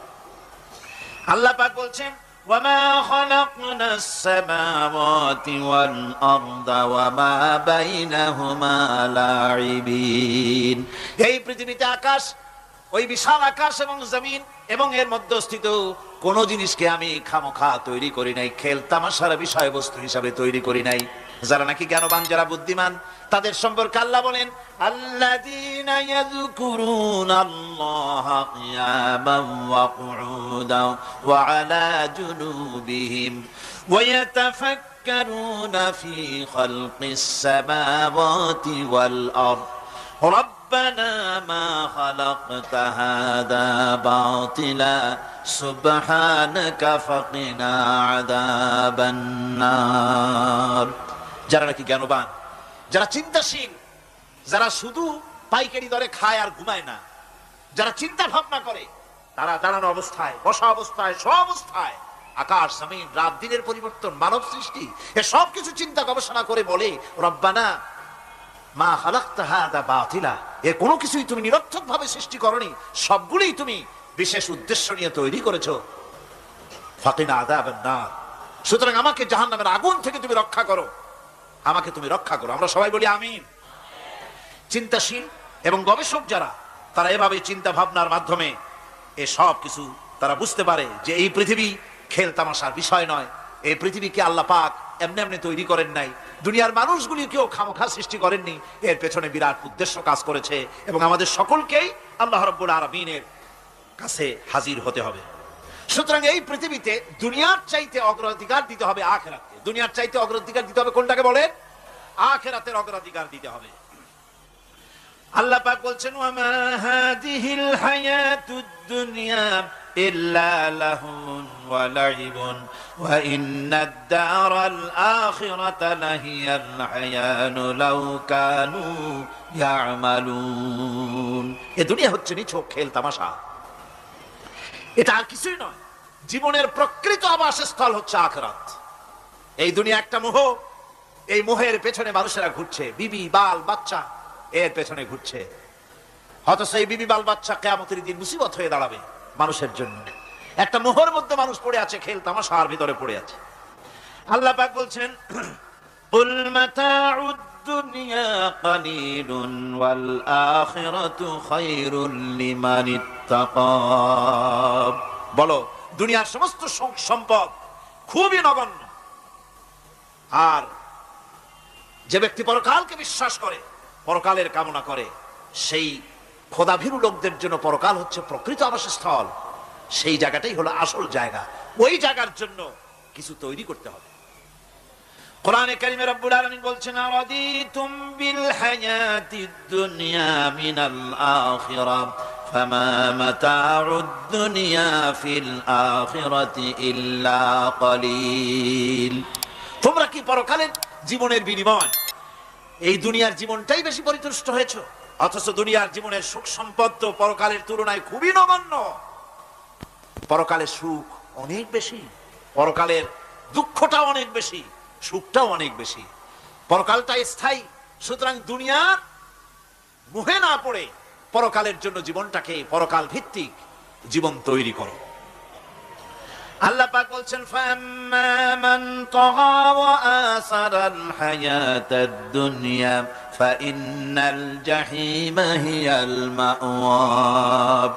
অথবা যে ব্যক্তি বিদ্রোহ করেছে এবং দুনিয়ার জীবনকে অগ্রাধিকার দিয়েছে, তার জায়গা হচ্ছে জাহান্নাম। জোরে বলেন নাউজুবিল্লাহ। যে ব্যক্তি আল্লাহর সঙ্গে বিদ্রোহ করেছে আর পরকালের জন্য পাথর জোগাড় করে নাই, দুনিয়াকে অগ্রাধিকার দিল, পরকালকে ভুলে গেল, তার জায়গা হলো জাহান্নাম। ওয়া আম্মা মান খাফা মাকামা রাব্বিহি ওয়া নাহান নাফসা আনিল হাওয়া ফাইন্নাল জান্নাতা হিয়াল মাওয়া। আর যে ব্যক্তি আপন প্রভুর সামনে উপস্থিত হওয়াকে ভয় করেছে এবং আপন প্রবৃত্তিকে লালসা মুক্ত করেছে, লালসার হাত থেকে রক্ষা করেছে, আল্লাহ রাব্বুল আলামিন কিয়ামতের দিন তার জন্য রেখে দিয়েছেন জান্নাত। তার জন্য কোন জায়গা? জান্নাত। আমাদেরকে পরকাল ভিত্তিক জীবন যাপন যদি করি, তাহলে কবরের জবাবগুলি খুব আসান হবে। আর যদি পরকাল ভিত্তিক জীবন যাপন না হয়, কবরটা মুসিবত হয়ে যাবে। হযরত ওসমান রাদিয়াল্লাহু তাআলা আনহু কবরের কাছে গিয়ে খুব কাঁদতেন। সাহাবায়ে কেরাম প্রশ্ন করেছেন, হুজুর রাসূল করিম সাল্লাল্লাহু আলাইহি ওয়াসাল্লাম যখন জান্নাত ও জাহান্নামের ওয়াজ করেন, তখনও তো এত বেশি আপনি কাঁদেন না, যত বেশি কাঁদেন কবরের কাছে এসে, কারণ কি? হযরত ওসমান রাদিয়াল্লাহু তাআলা আনহু বলতেন, আমার সাথীরা, আমি আমার হাবিবের কাছে, আল্লাহ রাব্বুল আলামিনের রাসূলের কাছে আমি শুনেছি এই কবরটাই হলো প্রথম স্টেশন, এই কবরটাই হলো প্রথম ইমিগ্রেশন কাউন্টার। এই জায়গায় কেউ যদি ধরা পড়ে যায়, কারো যদি চার্জশিট হয়ে যায়, সব জায়গায় ধরা পড়ে যাবে। হাসরে মিজানে সিরাতে কোনো জায়গায় নাজাত পাবে না। আর এই কবরটা যদি কেউ মুক্তি পেয়ে যায়, মিজান সিরাত হাসর সব জায়গা থেকে আল্লাহ তারে ভালোভাবে পার করে দিবেন। এটা হলো আসল জায়গা, মারাত্মক জায়গা। খুব মারাত্মক জায়গা। আমি এটাকে ইমিগ্রেশন কাউন্টার বলেছি আমার ভাষায়। ইমিগ্রেশন কাউন্টার যারা বিদেশ ভ্রমণ করেছেন তারা জানেন। লন্ডন যাবেন, আমেরিকা যাবেন, সৌদি আরব যাবেন, যে কোনো বিদেশে যাবেন, গেলেই পাসপোর্ট তারা দেখবে। পাসপোর্টে আপনার ন্যাশনালিটি কোনটা সেটাই তারা জানতে চাইবে। আপনি কোন দল করেন এটা তারা জানতে চাইবে না। আপনি কোন ভাষায় কথা বলেন তাও তাদের জানার দরকার নেই। প্রথমেই তারা আপনার ন্যাশনালিটি দেখবে, আপনার আইডেন্টিটি কি তারা জানতে চাইবে। তারপরে যদি স্যাটিসফ্যাক্টরি হয় আপনাকে ভিসা দিয়ে ভেতরে ঢুকবার ব্যবস্থা করে দেবে। আর যদি তারা স্যাটিসফাইড না হয় তাহলে আপনাকে মেহমান খানায় ঢুকানো হবে গ্রেফতার করে। আপনি আন্দাজ এখানে আসছেন কেন? এই জন্য কবর হচ্ছে এ ধরনের একটি ইমিগ্রেশন কাউন্টার। কবরের ভিতরে মানুষ যখনই রাখা হবে সঙ্গে সঙ্গে দুজন ফেরেশতা আসবে। কবরের কাছে যারা এসেছিল দাফন হয়ে যাওয়ার পর এই লোকগুলি 40 কদম যেতে যতক্ষণ লাগে এর মধ্যেই দুজন ফেরেশতা এসে যাবে। এসে জিজ্ঞেস করবে মান রব্বুকা, তুমি কোন দল করতে, ওটা তাদের জানার দরকার নেই। চাকরি কিসে করতেন ওটা জানার দরকার নেই। ব্যবসা করতেন না চাকরি করতেন প্রয়োজন নেই। প্রথমেই জিজ্ঞাসা করা হবে ন্যাশনালিটি, প্রথমেই জিজ্ঞাসা করা হবে তার ন্যাশনালিটি সম্পর্কে, তার আইডেন্টিটিটা কি, এবং সেটাকে সত্যায়িত করার জন্য, বোঝার জন্য 3টি প্রশ্ন। প্রথম প্রশ্ন মান রব্বুকা ওয়া মা দীনুকা ওয়া মান নাবিয়ুকা, তোমার রব কে, তোমার দ্বীন কি, তোমার নবী কে। যদি এই ব্যক্তি বেঈমান হয়, মুনাফিক হয়, সে বলবে হায় হাতা লা আদরি, হায় হাতা লা আদরি, জানি না আমার রবকে আমি জানি না। তোমার দিন কি, দিন কারে কয় বুঝি না। এরপরে আল্লাহর নবী জনাবে মুহাম্মদ রাসূলুল্লাহ সাল্লাল্লাহু আলাইহি ওয়াসাল্লামকে দেখানো হবে, বলা হবে মা কুনতা তাকুলু ফি হাদার রাজুল, এই ব্যক্তি সম্পর্কে তোমার ধারণা কি নিকে, বলবে আমি চিনি না। নাউযুবিল্লাহ। বাস, এরপরে তার যা হবার তাই শুরু হয়ে যাবে। আর যদি বান্দাটা মুমিন হয়, প্রশ্ন করা হবে মান রব্বুকা, জবাব দেবে রব্বি আল্লাহ, আমার রব আল্লাহ রাব্বুল আলামিন। ওয়া মা দীনুকা, দীনুনা ইসলাম, আমার দিন হচ্ছে ইসলাম। এরপরে আল্লাহর নবীকে দেখানো হবে। কয়েক রকমের বর্ণনা আছে, কোন বর্ণনায় আছে হুজুরের আকারে দেখানো হবে, অথবা রাসূলকে সরাসরি দেখানো হবে। বলা হবে মা কুনতা তাকুলু ফি হাদার রাজুল, এই লোকটি সম্পর্কে ধারণা কি। মুমিন ব্যক্তি বলবে হাদা নবিয়ুনা মুহাম্মাদুর রাসূলুল্লাহ সাল্লাল্লাহু আলাইহি ওয়াসাল্লাম, ইনি আমার তো সেই নবী মুহাম্মাদুর রাসূলুল্লাহ সাল্লাল্লাহু আলাইহি ওয়াসাল্লাম। আমরা যেন এই রকমের জবাব দিতে পারি, আল্লাহ কবুল করো। সকলে জোরে কোন আমিন। জবাব হয়ে যাওয়ার পর গায়ব থেকে আওয়াজ আসবে ফাফরিশু বিল জান্নাতি ওয়ালবিসু বিল জান্নাহ, ও আমার ফেরেশতারা আমার এই বান্দাকে জান্নাতের পোশাক পরায়া দাও আর কবরটাকে জান্নাতের বিছানা বিছায়া দাও। জান্নাতের পোশাক পরায়া দাও, জান্নাতের বিছানা বিছায়া দাও। ইলা মাদ্দা বাসারিহি, তার চোখের দৃষ্টি যত দূর যায় কবরটা ততটা প্রশস্ত করে দাও। এরপর বেহেশতের পোশাক পরাইয়া বেহেশতের বিছানা বিছায়া ফেরেশতা বলবে নম কানাউমুল উরুস, ঘুমিয়ে যাও। দুলামিয়া যেমন বাসর সজ্জায় নতুন বউ নিয়ে আরামে ঘুমায়, এরকম আরামে ঘুমায় যাও। ইলা ইয়াউমিল কিয়ামা, কিয়ামত পর্যন্ত ঘুমায় থাকো, আরামে ঘুমিয়ে থাকবে। এরপরে সিংগায় ফুৎকার হবে, সিংগার ফুৎকারের আওয়াজে তার ঘুম ভেঙে যাবে। বলবে ইয়া ওয়াইলানা মান বা'সানা মিন মারকাদিনা, হায় আফসোস, আমার এত আরামের ঘুম থেকে কে আমাকে জাগ্রত করলো, আমার ঘুমটারে নষ্ট করলো কে। আওয়াজ আসবে হাদা মা ওয়াদার রহমান ওয়া সাদাকাল মুরসালুন, এটা হচ্ছে রহমানের সেই ওয়াদা, আর মুরসালিনরা নবীরা সত্য কথাই বলেছিলেন, সেই কিয়ামত অনুষ্ঠিত হচ্ছে। আমার বন্ধুগণ, সেজন্য এই দুনিয়ার মোহে পড়ে থাকলে পরে দুনিয়ায় যারা অগ্রাধিকার দিবে দুনিয়াকে পরকালের তুলনায়, জবাব দিতে পারবে না কবরের ভিতরে গিয়া। আর যারা পরকালকে অগ্রাধিকার দিবে, দুনিয়ার চাইতে পরকালকে বেশি অগ্রাধিকার দেবে, আর আল্লাহর ভয় কলিজার ভিতরে রাখবে, কবরের জবাব সঠিকভাবে দিতে পারবে, কিয়ামতের দিন আল্লাহ রাব্বুল আলামিন তাদের জন্য জান্নাত দান করবেন। জোরে বলেন আমিন। দুনিয়াটা হচ্ছে দুনিয়া যেখানে আমরা আসি। আমি আগেই বলেছি দুনিয়া হচ্ছে আদনা শব্দ থেকে এর উৎপত্তি হয়েছে। তুচ্ছ, নিকৃষ্ট, এটার দাম নাই, এটার মূল্য নাই। হযরত ইবনে কাইয়্যিম রাহিমাহুল্লাহ নওয়ারাল্লাহু মারকাদাহু ওয়া জাআলাল জান্নাতা মাসওয়াহু, হযরত ইবনে কাইয়্যিম তিনি বলছেন, সুন্দর করে বলছেন দুনিয়া সম্পর্কে, মা মাদা ফিদ দুনিয়া আহলামুন ওয়া মা বাকিয়া মিনহা আমানি ওয়াল ওয়াক্তু বাইনাহুমা দায়ুন। মা মাদা ফিদ দুনিয়া আহলামুন, জীবনের যে অংশ ফেলে এসেছি সেটা আজ একটা স্বপ্ন। ওয়া মা বাকিয়া মিনহা আমানি, আর জীবনের যে অংশ সামনে বাকি আছে সেটা এখন একটা আকাঙ্ক্ষা। ওয়াল ওয়াক্তু বাইনাহুমা দায়ুন, আর এর মাঝখান থেকে সময় সব চলে যাচ্ছে। কত বড় কথা চিন্তা করেছেন? জীবনের যে অংশ ফেলে এসেছি তা আজকে স্বপ্ন, তা আজ কি বলেন? স্বপ্ন।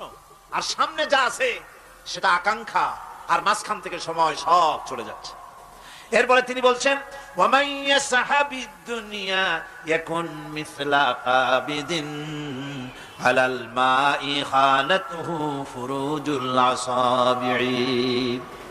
দুনিয়াদারের অবস্থা হচ্ছে এই, কেউ যদি দুই হাতে পানি খামসায় ধরে, দুই হাতে কি ধরছে বলেন? দুই হাতে পানি খামসায় ধরেছে, খুব মজবুত করে ধরেছে, 2 মুঠ পানি। বলেন থাকবে কতটুকু? কতটুকু থাকবে? এক ফোঁটাও থাকবে না, কারণ তার আঙ্গুলের ফাঁক তার সাথে খেয়ানত করবে, আঙ্গুলের ফাঁক দিয়া পানিগুলি সব বেরিয়ে চলে যাবে। সুতরাং দুনিয়া যারা চায় তারা ঠিক পানি খামসায় ধরলে পানি যেমন হাতের ভেতর থেকে খেয়ানত করে চলে যায়, যারা দুনিয়া চায় দুনিয়াও তাদেরকে এভাবে ফাঁকি দিয়ে চলে যায়। তবুও দুনিয়ার মায়া মানুষের এত বেশি। আল্লাহর নবী বলেন, লাউ কানা লি ইবনি আদামা ওয়াদিন মিন যাহাবিন লাহাব্বা ইয়াকুনা লাহু সানিন। এই পৃথিবীতে যদি কাউকে একটা মাঠ ভরে যদি সোনা দেওয়া যায়, লোকটা বলবে রব্বুল আলামিন, আমি যদি আরেকটা মাঠ এরকম সোনা ভরা পেতাম। দ্বিতীয় আরেকটা মাঠ দেওয়া হলে আবার বলবে যদি তৃতীয় আরেকটা মাঠ সোনা ভরে যদি পেতাম। নবীজি বলেন, ওয়ালা ইয়ামলাউ জাওফু ইবনু আদামা ইল্লা তুরাব। করতে হবে আখিরাতে জবাবদিহিমূলক জীবন যাপন করতে হবে।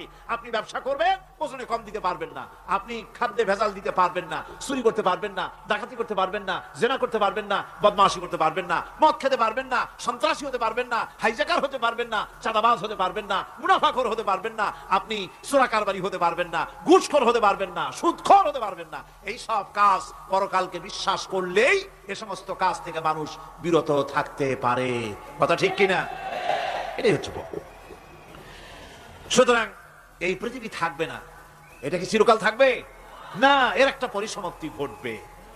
যেমন করে সারা বছর লেখাপড়া করার পর কলেজে, বিশ্ববিদ্যালয়, মাদ্রাসায়, হাই স্কুলে, সব জায়গায় সারা বছর লেখাপড়া করার পর যেমন পরীক্ষা দেওয়ার একটা দিন আসে, সারা বছর ব্যবসা করার পর হিসাব নিকাশ করার যেমন একটা সময় আসে, সারা মাস চাকরি করার পর বেতন পাওয়ার যেমন একটা দিন আসে, সারা জীবন চাকরি করার পর পেনশন পাওয়ার যেমন একটা সময় আসে, অনুরূপ ভাবে এই দুনিয়া যেদিন শেষ হয়ে যাবে, আল্লাহ নির্ধারিত সময় শেষ হয়ে যাওয়ার পর একটা সময় আসবে যখন আল্লাহ রব্বুল আলামিন সব শেষ করে দিবেন, লন্ড ভন্ড হয়ে যাবে, কিছুই থাকবে না। কোরআনে কারীমে আল্লাহ সব বলেছেন, কোরআনে সব আল্লাহ বলে দিয়েছেন। আল্লাহ পাক বলেন এই পৃথিবীর সব কেমন ভাবে ধ্বংস হবে তার চিত্র আল্লাহ পাক কোরআনে কারীমে তুলে ধরেছেন। ইদাস সামাউ ফাতারাত ওয়া ইদাল কাওয়াকিবু তাসারাত ওয়া ইদাল বিহারু ফুজ্জিরাত ওয়া ইদাল কুবুরু বু'সিরাত।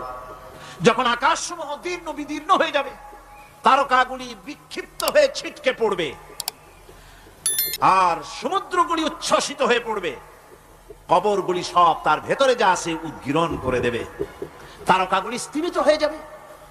এরপরে সমস্ত আকাশগুলি কাতাইয়িস সিজিল্লি লিল কুতুব, কিতাবের পৃষ্ঠার মতো একটার পরে একটা ঠাস ঠাস করে পড়তে থাকবে, চূর্ণ বিচূর্ণ হয়ে ভেঙে চুরে একাকার হয়ে যাবে। পাহাড়গুলিকে উড়িয়ে দেওয়া হবে, চন্দ্র এবং সূর্য একাকার হয়ে যাবে।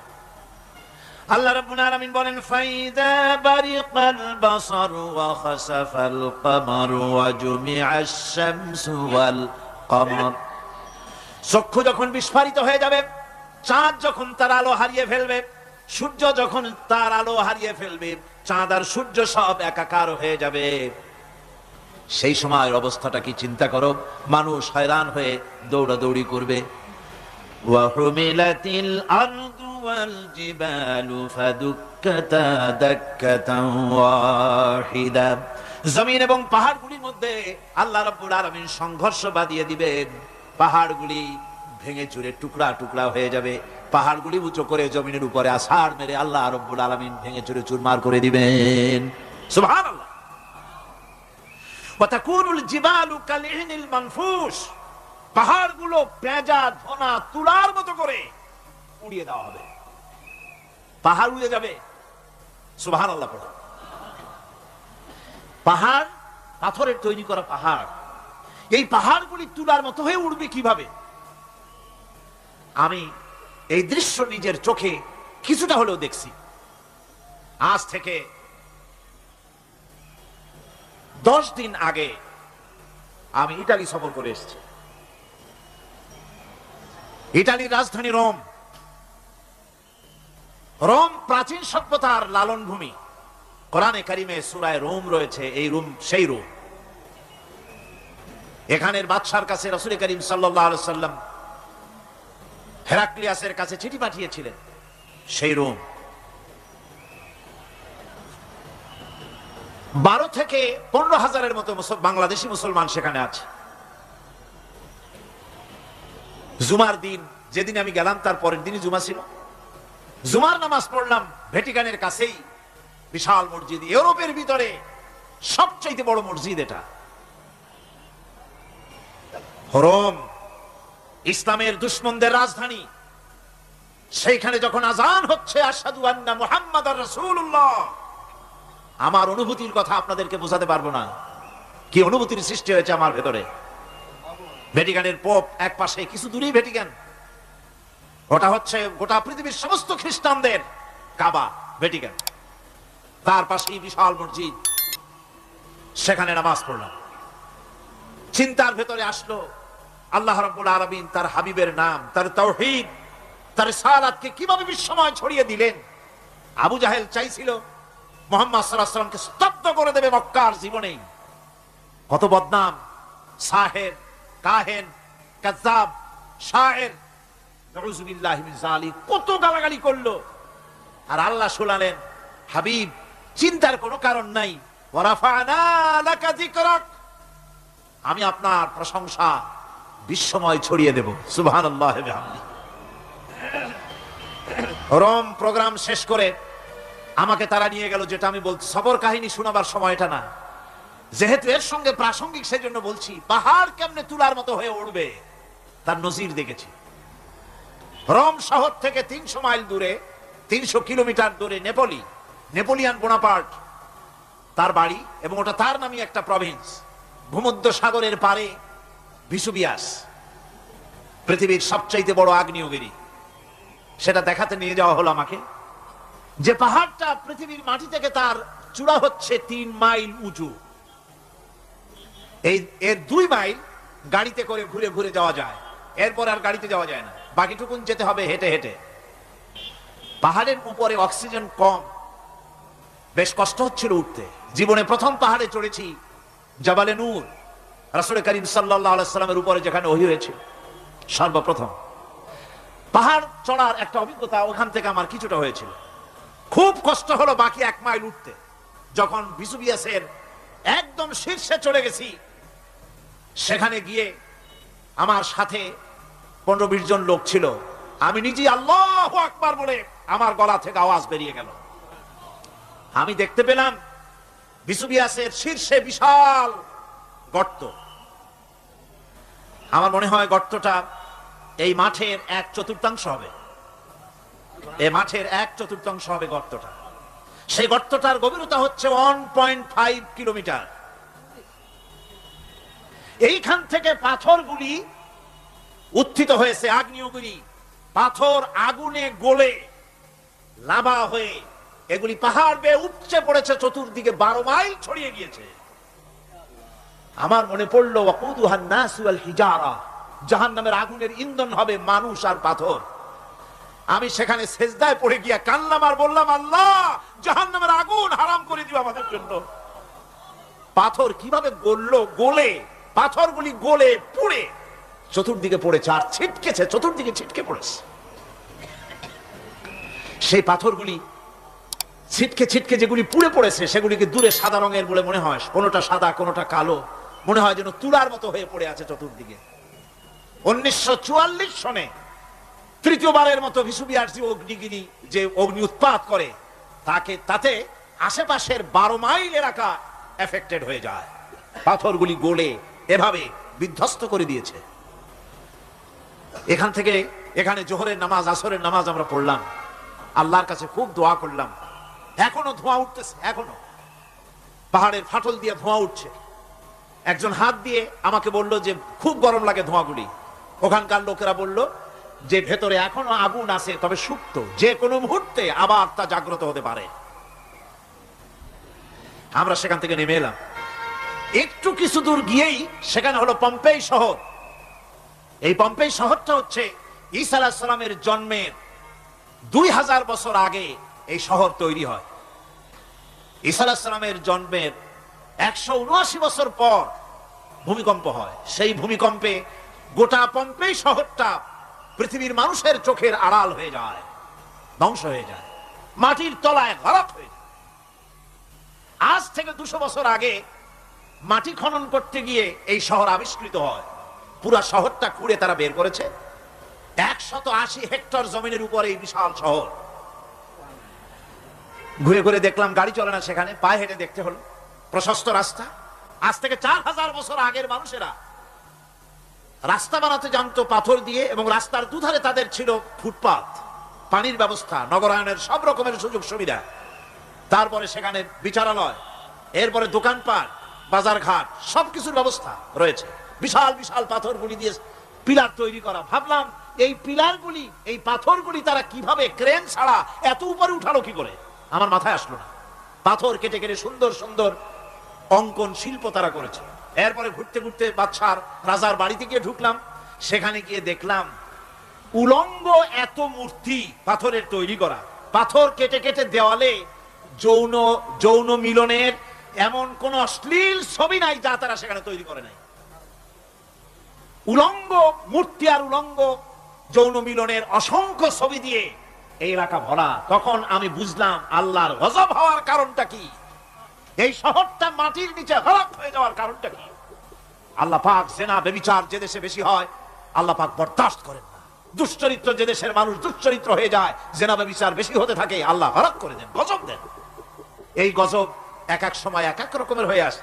কখনো মাটির নিচে দাবায় দেন, কখনো মহামারী, কোন দেশে কলেরা, কোন দেশে জলোচ্ছ্বাস, কোথাও ভূমিকম্প, আর সর্বশেষ এই জেনা ব্যভিচারের জন্য আল্লাহ পাকের চূড়ান্ত, এই যৌনতার অশ্লীলতার জন্য চূড়ান্ত গজব বর্তমান বিশ্বের জন্য এইডস। আল্লাহ পাক এই গজব দিয়েছে। বন্ধুগণ, আমি সেই জায়গা, আমি সেখানে যা দেখলাম যে আল্লাহ পাক পাহাড়গুলিকে কিভাবে উড়াবেন এটা অস্বীকার করার কোনো উপায় নাই। বিশ্বাস তো করতামই, তবে হযরত ইব্রাহিম আলাইহিস সালাম যেমন বলেছিলেন, রব্বি আরিনি কাইফা তুহিল মাউতা, আয় আল্লাহ তুমি মরাকে চিন্তা করবা কেমনে। আল্লাহ পাক বলেন আওয়ালাম তুমিন, তুমি বিশ্বাস করো না? ইব্রাহিম আলাইহিস সালাম বললেন বালা, অবশ্যই বিশ্বাস করি, ওয়ালাকিন লায়াতমাইন্না কলবি, যদি চোখে দেখতাম তাহলে আমার অন্তরাত্মা খুব ঠান্ডা হতো। আল্লাহ রাব্বুল আলামিন চোখে দেখাই দিলেন জিন্দা কেমনে মুর্দা হবে, মুর্দা কেমনে জিন্দা হবে, আল্লাহ দেখাই দিলেন। পাহাড় উড়াই দিবেন আল্লাহ রাব্বুল আলামিন। একথা কলিজার মধ্যে, এটার উপর ঈমান বিশ্বাস, কিন্তু আল্লাহ চোখে দেখাইছেন, ঈমান আরো মজবুত হয়েছে, যা ছিল আরো মজবুত হয়েছে। সুবহানাল্লাহ। আল্লাহর ভয়তে কলিজা কেঁপেছে। আমি পাহাড়ের উপরে কেঁদেছি, যার যার হয়ে কেঁদেছি। বন্ধুগণ, আল্লাহ সুবহানাহু ওয়া তাআলা এই জন্য বলেছেন কুল সিরু ফিল আরদ, আমার জমিন ঘোরো, ভালো করে দেখো, কাইফা কানা আকিবাতুল মুকাজ্জিবিন, মহাসত্যকে যারা অস্বীকার করেছে তাদের পরিণতি আমি কি করে দিয়েছি, এগুলি চোখে ভালো করে তাকায় দেখো। আমার বন্ধুগণ, সুতরাং এই পৃথিবীর অবসান হবে, এই পৃথিবী ধ্বংস হবে। এই পৃথিবী চূড়ান্ত ভাবে শেষ হয়ে যাবে। ও হ্যাঁ, আরেকটি কথা বলতে হয়, সেটা হচ্ছে যে এই রোম থেকে আরেকটু দূরে 900 মাইল দূরে হচ্ছে সিসিলি।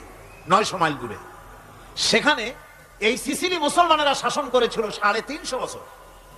সেই সিসিলিতে রয়েছে 360টা মসজিদ মুসলমানদের করা। সমস্ত মসজিদগুলি আজ তালা বন্ধ, একটা মসজিদও খোলা নাই। সেখানকার মুসলমানেরা ওয়াজ শুনতে এসেছিল রোমে। আমি তাদের জন্য পরামর্শ দিয়েছি যে গভর্নমেন্টের কাছে তোমরা দাবি জানাও যে অন্তত একটা মসজিদের দরজা আমাদের জন্য খুলে দাও। রোমের অবস্থানরত প্রবাসী বাংলাদেশি মুসলমানেরা আমাকে বলেছে, তাদের অনেকের বাড়ি চট্টগ্রামেও আছে, আমাকে বলেছে তাদের চোখে পানি আসছে বলার সময় যে চিরামের তাফসীর মাহফিল যখন আসে কলজাটা কানতে থাকে যাওয়ার জন্য।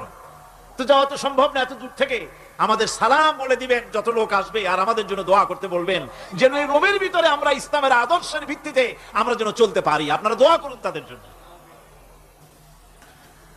ভাইরা আমার, এই পৃথিবী একদিন পরিসমাপ্তি ঘটবে এবং আল্লাহর দরবারে আমাদেরকে উঠতে হবে এবং সেখানে আমাদের বিচার হবে। সেখানে আমাদের কি হবে? বিচার হবে।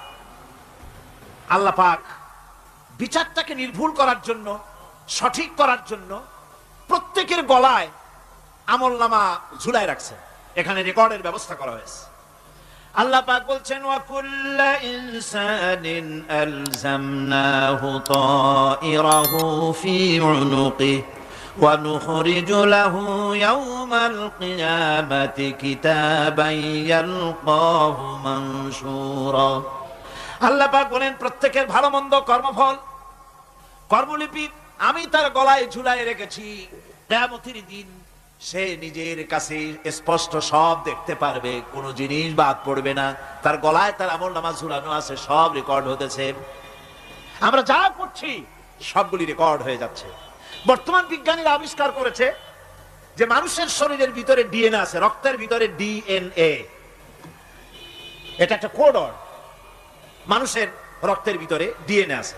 যেমন তার ব্রেনের ভিতরে কতগুলি কোষ আছে, এক একটা কোষ এক এক ধরনের কাজ করে, অনুরূপ ভাবে তার শরীরের ভিতরে রক্তের ভিতরে ডিএনএ আছে। এই ডিএনএটা কি? এই ডিএনএটা হচ্ছে, এই ডিএনএ একটা কম্পিউটারের মতো কাজ করতেছে। লোকটা কি করবে, কোথায় যাবে, সে ভালো হবে মন্দ হবে কি হবে, সব তার ডিএনএ এর মধ্যে রেকর্ডকৃত আছে। এটা বোঝার জন্য একটা সুন্দর দৃষ্টান্ত দেওয়া যায়। যেমন এই কাগজটাকে আপনারা মনে করুন একটা গাড়ির ব্লুপ্রিন্ট, একটা গাড়ির ব্লুপ্রিন্ট। এখানে লেখা আছে গাড়ি কিভাবে তৈরি হবে। এই কাগজটা নিয়ে ঘরের মধ্যে রেখে দিলেন। এখন এই কাগজটা থেকেই অটোমেটিক গাড়ির উইন্ডো তৈরি হলো, শিল তৈরি হলো, গাড়ির বডি তৈরি হলো, চেসিস তৈরি হলো, টায়ার তৈরি হলো, ইঞ্জিন তৈরি হলো, ব্যাটারি তৈরি হলো, পেট্রোল নিল, আর কোন রকমের ড্রাইভার ছাড়াই গাড়ি চলতে আরম্ভ করলো। এই কথাটা যদি মনের মাথার মধ্যে আনতে পারেন যে এটা কিভাবে হইতে পারে, এতে লেখা অনুযায়ী যেভাবে হওয়া যদি সম্ভব হয়, অনুরূপ ভাবে মানুষের রক্তের ভিতরে ডিএনএ এর আবিষ্কার করেছে। এর ভিতরে মানুষের ভালো মন্দ, কোথায় যাবে কি করবে, সবকিছু এর মধ্যে রয়েছে। কোরআনে কারীমে আল্লাহ রাব্বুল আলামিন, আমি গত বছরও বলছিলাম যে বিজ্ঞানের আবিষ্কার যত বাড়বে কোরআন বোঝা মানুষের জন্য তত সহজ হবে। কোন সুবহানাল্লাহ। কোরআন বোঝা মানুষের জন্য তত সহজ হবে। সুতরাং মানুষের গলার সাথে আল্লাহ পাক বলছেন যে একটা আমলনামা আমি ঝুলাই দিয়েছি তার গলার সাথে। সে যা করতেছে ওখানে সব লিপিবদ্ধ হচ্ছে, কম্পিউটারাইজড, কম্পিউটারের মতো এগুলি সব গ্রহণ করতেছে। এগুলি কিয়ামতের দিন তার সামনে হাজির করা হবে। কিয়ামতে যখন আমলনামা তার সামনে দিয়ে বলা হবে, ইকরা কিতাবাকা কাফা বিনাফসিকাল ইয়াওমা আলাইকা হাসিবা। তাকে বলা হবে নিজের কর্মলিপি নিজেই পড়ো, আজ তুমি তোমার নিজের হিসাব নিতে যথেষ্ট। বন্ধুগণ, এই মাহফিলে যত লোক আমরা বসে আছি, আমরা আমাদের হিসাব নিতে যথেষ্ট না আরেকজন লাগবে? কোন আমরা যথেষ্ট কিনা? কথা বোঝেন নাই। আমি বলতে চেয়েছি এটা, আমরা যদি এখন চোখ বুঝে চিন্তা করি যে পিছনের জীবনে কি করেছি, মনে পড়বে নাকি পড়বে না? বলেন সবাই, পড়বে কি পড়বে না? ছোটবেলায় কবে পায়ের নিচে কাটা ফুটেছিল, কবে কোথায় আছাড় খেয়েছিলেন, কবে কার বেল তাল আম কাঁচা আম চুরি করে খেতে গিয়ে কিল খেয়েছিলেন, তাড়া খেয়েছিলেন, তাকে এখন মনে নাই? আছে। তাহলে কিল, ওই তাল বেল চুরি করতে গিয়ে যে কিলটা খাইছিলেন সেটাও মনে আছে, ভালো মন্দ সব মনে আছে। তাহলে কোন হোটেলের রুমে কি করছিলেন, কোন স্কুলে কোন কলেজে কি করছিলেন, তারপরে জীবনে ছোট বড় ঘটনাগুলি সব বুঝতে মনে পড়বে না? এবার হিসাব করেন, মনে যদি পড়ে এবার হিসাব করেন আপনি জান্নাতি না জাহান্নামী। আপনি আপনার নিজের হিসাব নেওয়ার জন্য যথেষ্ট। তাকে হিসাব করতে বলা হবে, তোমার হিসাব, তোমার নিজের হিসাব নেওয়ার জন্য তুমি যথেষ্ট, তোমার হিসাব তুমি নিজেই করো, এটা পড়ো। আর সেই কিয়ামতের দিন কোনো সাহায্যকারী মিলবে না। লান তানফাকুম আরহামুকুম ওয়ালা আওলাদুকুম ইয়াউমাল কিয়ামাহ। লান তানফাকুম, কিয়ামতের দিন কোনো ফায়দা হবে না, অবশ্যই কোনো ফায়দা হবে না, কোনো উপকারে আসবে না। কিয়ামতের দিন তোমার সন্তান, তোমার স্ত্রী, তোমার মাল, তোমার সম্পদ কোন উপকারে আসবে না কিয়ামতের ময়দানে। সেদিন সব তোমার সাথে বিচ্ছ করবে, সব পালায় যাবে। সেখানে উৎকোষেরও কোনো কারবার নাই যে ঘুষ টুস দিয়া, ফেরেশতাদের কোন রকম বুঝবাজ দিয়া, আলাদা কোনো সোরাগলি পথ দিয়া একেবারে ফুট করে ভেসতে চলে যাবেন, এমন কোনো সুযোগ নাই। অনেকে বলে হুজুর এমন কিছু দোয়া শিখায় দেন যাতে ওই সব জেহাদ বোমা এগুলি খুব ভয় পাই, ওসব রাস্তা টাস্তা না, খুব সহজে কিছু দোয়া দুরুদ করিয়া আস্তে করে জান্নাতে চলে যাওয়া যায়, এরকম একটা দোয়া, এরকম একটা পথ বলে দেন।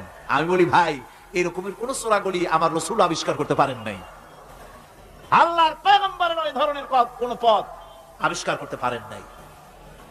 সেখানে কিয়ামতের দিন কাউকে উৎকোষ গ্রহণ করার কেউ নাই, উৎকোষ দেওয়া যাবে না। আর উৎকোষ দিবি না কি, আপনার কাছে কিছু নাইও, থাকলেও নেওয়ার কেউ নাই। এই দুনিয়ায় ফাঁকিবাজি করে বহুত কিছু করা যায়, কিন্তু কিয়ামতের মাঠে এগুলি কিছুই চলবে না। আল-ইয়াওমা লা ইয়ানফা'ু মালুন ওয়ালা বানুন, কিয়ামতের দিন ধন সন্তান সন্ততি আর সম্পদ কোনো কাজে লাগবে না। সেদিন শুধু আমল যদি ভালো হয় কাজে লাগবে, আমল খারাপ হবে সব শেষ হয়ে যাবে। আল্লাহ রাব্বুল আলামিন নবীজিকে ডেকে বলেছেন, নবী আপনি বলেন, কুল মা কুনতু বিদআম মিনার রাসূল, আপনি বলুন আমি কোন নতুন রাসূল নই, আমার আগে অনেক নবী রাসূল পৃথিবীতে এসেছেন, তারা বিদায় হয়ে গেছেন। আমি জানি না কিয়ামতের দিন আল্লাহ রাব্বুল আলামিন আমার সাথে কি ব্যবহার করবেন, আর আমি এও জানি না যে কিয়ামতের দিন আল্লাহ পাক তোমাদের সাথে কি ব্যবহার করবেন। এই আয়াত নাযিল হওয়ার পর আল্লাহর হাবিব তার মেয়েকে ডাকলেন, জামাইকে ডাকলেন, নাতিদেরকে ডাকলেন, আহলে বাইতদেরকে ডাকলেন, আর বললেন, ও আমার মেয়ে কলিজার টুকরা ফাতেমা গো শোনো, কেবলমাত্র আয়াত নাযিল হয়ে গেল, আল্লাহ পাক আমাকে শোনায়ছেন কিয়ামতের দিন আমি জানি না আমার সঙ্গে কি ব্যবহার করা হবে, আর এও জানি না যে তোমাদের সাথে কি ব্যবহার করা হবে।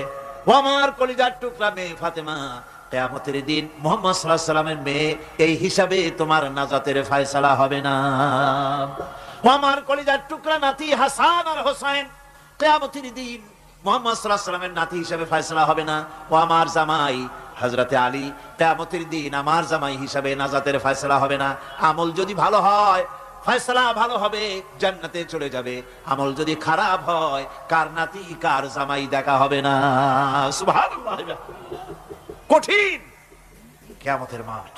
এই পরকালের বিশ্বাস যদি কলিজার মধ্যে ঢোকে মানুষ ভালো হয়ে যাবে। কোন সুবহানাল্লাহ। আপনারা কোন মানুষের চরিত্র ভালো কি পুলিশে বানাইতে পারবে? আপনাদের দৃষ্টিতে পারবে? কথার জবাব যে দিলেন না, পুলিশে কি মানুষের চরিত্র ভালো বানাইতে পারবে? পুলিশের চরিত্র ভালো বানাবে কেডা? সেটাই তো কথা। মানুষের চরিত্র যাতে ভালো থাকে, মানুষের জন্য খারাপ কাম না করে সেজন্য পুলিশ, পুলিশ যাতে খারাপ কাম না করে সেজন্য আরো একটা ডিপার্টমেন্ট আছে না, তারা যাতে খারাপ কাজ না করে সেজন্য আর একটা আছে। এন্টি করাপশনের আবার এন্টি করাপশন আছে, তার উপর আবার এন্টি করাপশন আছে। এন্টিটার অভাব নাই। সুতরাং পুলিশ দিয়া, বিডিআর দিয়া, আর্মি দিয়া মানুষের, দেশের, জাতির চরিত্র ভালো বানানো যায় না। রাসূলুল্লাহ এ দিয়ে বানান না, এটা ইসলামের নিয়ম নয়। পুলিশ দিয়া, আর্মি দিয়া দেশের মানুষের চরিত্র ভালো বানানো যায় না। চরিত্র ভালো বানানো যায় কেবলমাত্র পরকালের ভয় দিয়া। কি কিসের ভয় দিয়া? প্রকৃতপক্ষে সৎকারী মুমিন, ভালো কাজ করা, প্রকৃত মুমিন, সত্যিকারের ভালো মানুষ, সত্যিকারের ইমানদার হওয়ার জন্য 10টি কাজ লাগবে। কয়টি কাজ? 10টি কাজ লাগবে। সেই 10টি কাজের একটি কাজ গত বছর আপনাদের খেদমতে আরজ করা হয়েছে, 2টি বলা হয়েছে, বাকি আজকে বললাম আর একটা, হয়ে গেল 3টা। বাকি আছে কয়টা? 7টা বাকি আছে, আরো 7টা। পরকাল ভিত্তিক জীবনযাপন যদি করতে পারি তাহলে আমরা হব দুনিয়ার শ্রেষ্ঠ মানুষ। কোন আলহামদুলিল্লাহ। আমার দেশ, আমার জাতি, আমার school, college, university, secretariat, cantonment, রান্নাঘর থেকে শুরু করে বঙ্গভবন, দেশের সর্বত্র মানুষের ভেতরে যদি পরকালের জবাবদিহিমূলক জীবনযাত্রার অনুভূতি সৃষ্টি করে দেওয়া যায়, কিয়ামত আছে আর জবাব দিতে হবে আল্লাহর দরবারে। এই পরকালকে এভাবে বিশ্বাস করতে পারলে, ওইভাবে জীবন করতে পারলে দেশ সুখী হবে, সমৃদ্ধশালী হবে, বিপদ দূরীভূত হবে, অন্ধকারের আমানিশা দূর হয়ে গিয়ে পৃথিবীতে আবার সুন্দর সূর্য উদিত হবে। ইসলামের নতুন বার্তা নিয়ে পৃথিবীতে শান্তি আসবে, সুখ আসবে, সমৃদ্ধি আসবে, স্বাধীনতা টিকবে, সার্বভৌমত্ব টিকবে, দেশ এক সুখী সমৃদ্ধশালী সুন্দর দেশে পরিণত হবে। বাংলাদেশ হবে পৃথিবীর একটা আদর্শ দেশে পরিণত হয়ে যাবে, যদি এই কথাগুলি আমরা বিশ্বাস করি আর আমল করে চলতে পারি। আল্লাহ পাক যেন সে তৌফিক আমাদের দেন। সকলে বলি আমিন। সকলে কোন আমিন। মুনাজাত হবে, দাঁড়ানো ভাইরা বসে, মুনাজাত হবে, দাঁড়ানো ভাইরা সকলে বসে। ওই যে রাস্তায় যারা দাঁড়িয়ে আছেন, পাশে যারা আছেন, সব বসুন, এক মুহূর্তে বসুন। মুনাজাত, দোয়া। আমি গত বছর বলেছি, এবারও বলি, মুনাজাতের কথা বললে কিছু লোক আছে, এই 2-4 জন 5 জন হাঁটে, এটা কিন্তু একটা আসলেই বেয়াদবি। এটা কি কন্ত দেখি? যেহেতু মুনাজাত করা হচ্ছে কার কাছে, দোয়া করা হচ্ছে কার কাছে, কখনোই সাহস করবেন না যে দোয়া করার কথা বললে আপনি হাঁটবেন। কেন? দুঃখটা কিসের? মুনাজাত করিয়া উজু লাগে, উজু করে আসবেন, নামাজ পড়বেন জামাতে। অবশ্যই আলোচনাগুলি খুবই গুরুত্বপূর্ণ। আগামীকাল, পরের দিন এর একটা যদি মিস করেন, গ্রেট মিস্টেক হবে, এটা বড় রকমের আপনি একটা লস করবেন। কাজী কোনোটা যেন আপনি না হারান। আল্লাহ পাক আমাদেরকে যেন বলার, শোনার, আমল করার তৌফিক দেন। কোন আমিন। তাড়াতাড়ি করবেন, আচ্ছা ভাই। بلغ العلا بكماله كشف الدجى بجماله حسنت جميع خصاله صلوا عليه وآله। মুনাজাতের পর আজান হবে বা জামাত এশার নামাজ পড়ে যাবেন। অবশ্যই জামাত পরিত্যাগ করবেন না, জামাতে নামাজ পড়ে যাবেন। এটা একটি জীবনের জন্য বড় রকমের অ্যাচিভমেন্ট হবে। নামাজ পড়ি, তারপরে বিদায় হবে। আল্লাহুম্মা আমিন। ربنا ظلمنا أنفسنا وإن لم تغفر لنا وترحمنا لنكونن من الخاسرين ربنا لا تزغ قلوبنا بعد إذ هديتنا وهب لنا من لدنك رحمة إنك أنت الوهاب। আয় আল্লাহ তাআলা, হাজার হাজার মুসলমান নরনারী দীর্ঘক্ষণ ধরে তোমার কোরআনে কারিমের আলোচনা শুনেছি, দরুদ ও সালাম পড়েছি, জিকির আজগার করেছি। মেহেরবানি করে সওয়াবটুকুন জনাবে মুহাম্মদুর রাসূলুল্লাহ সাল্লাল্লাহু আলাইহি ওয়াসাল্লামের রূহ মুবারকে পৌঁছায় দাও।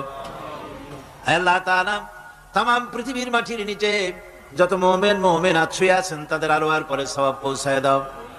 রব্বুল আলামিন, আমাদের মধ্য থেকে মা বাপ যাদের দুনিয়া থেকে বিদায় হয়ে গেছে, কবরগুলিকে জান্নাতের টুকরা বানায়া দাও। রব্বির হামহুমা কামা রব্বায়ানি সগীরা। সকলে পড়েন, রব্বির হামহুমা কামা রব্বায়ানি সগীরা।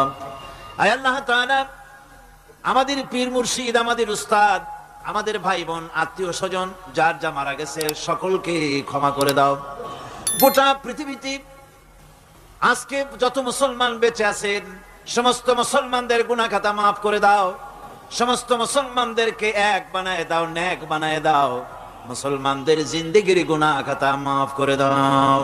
হায় আল্লাহ তাআলা, আমরা সারা জীবন গুনাহ করেছি, গুনাহ করে জীবনটারে নষ্ট করে ফেলেছি। মাবুদ গো, দয়া করে জীবনের সব গুনাহগুলি আজ তুমি ক্ষমা করে দাও। হায় আল্লাহ তাআলা, কোরআনে কারীমের মাহফিলকে আমরা থাকবো না, আমরা তো চলে যাব, বিদায় হব। আয় আল্লাহ, মাহফিল যেন শেষ না হয়, কিয়ামত পর্যন্ত প্রতি বছর মাহফিল হতে পারে কোরআনের, এই যাত্রা যেন ভঙ্গ না হয়ে যায়। আয় আল্লাহ তাআলা, এই পবিত্র অনুষ্ঠান যেন শেষ না হয়ে যায়, প্রতি বছর হতে পারে। তুমি মেহেরবানি করে এই সিলসিলা জারি রেখে দিও। কোরআনে কারীমের আজমত, কোরআনের বরকত দিয়ে আল্লাহ তুমি আমাদেরকে মালামাল করে দাও।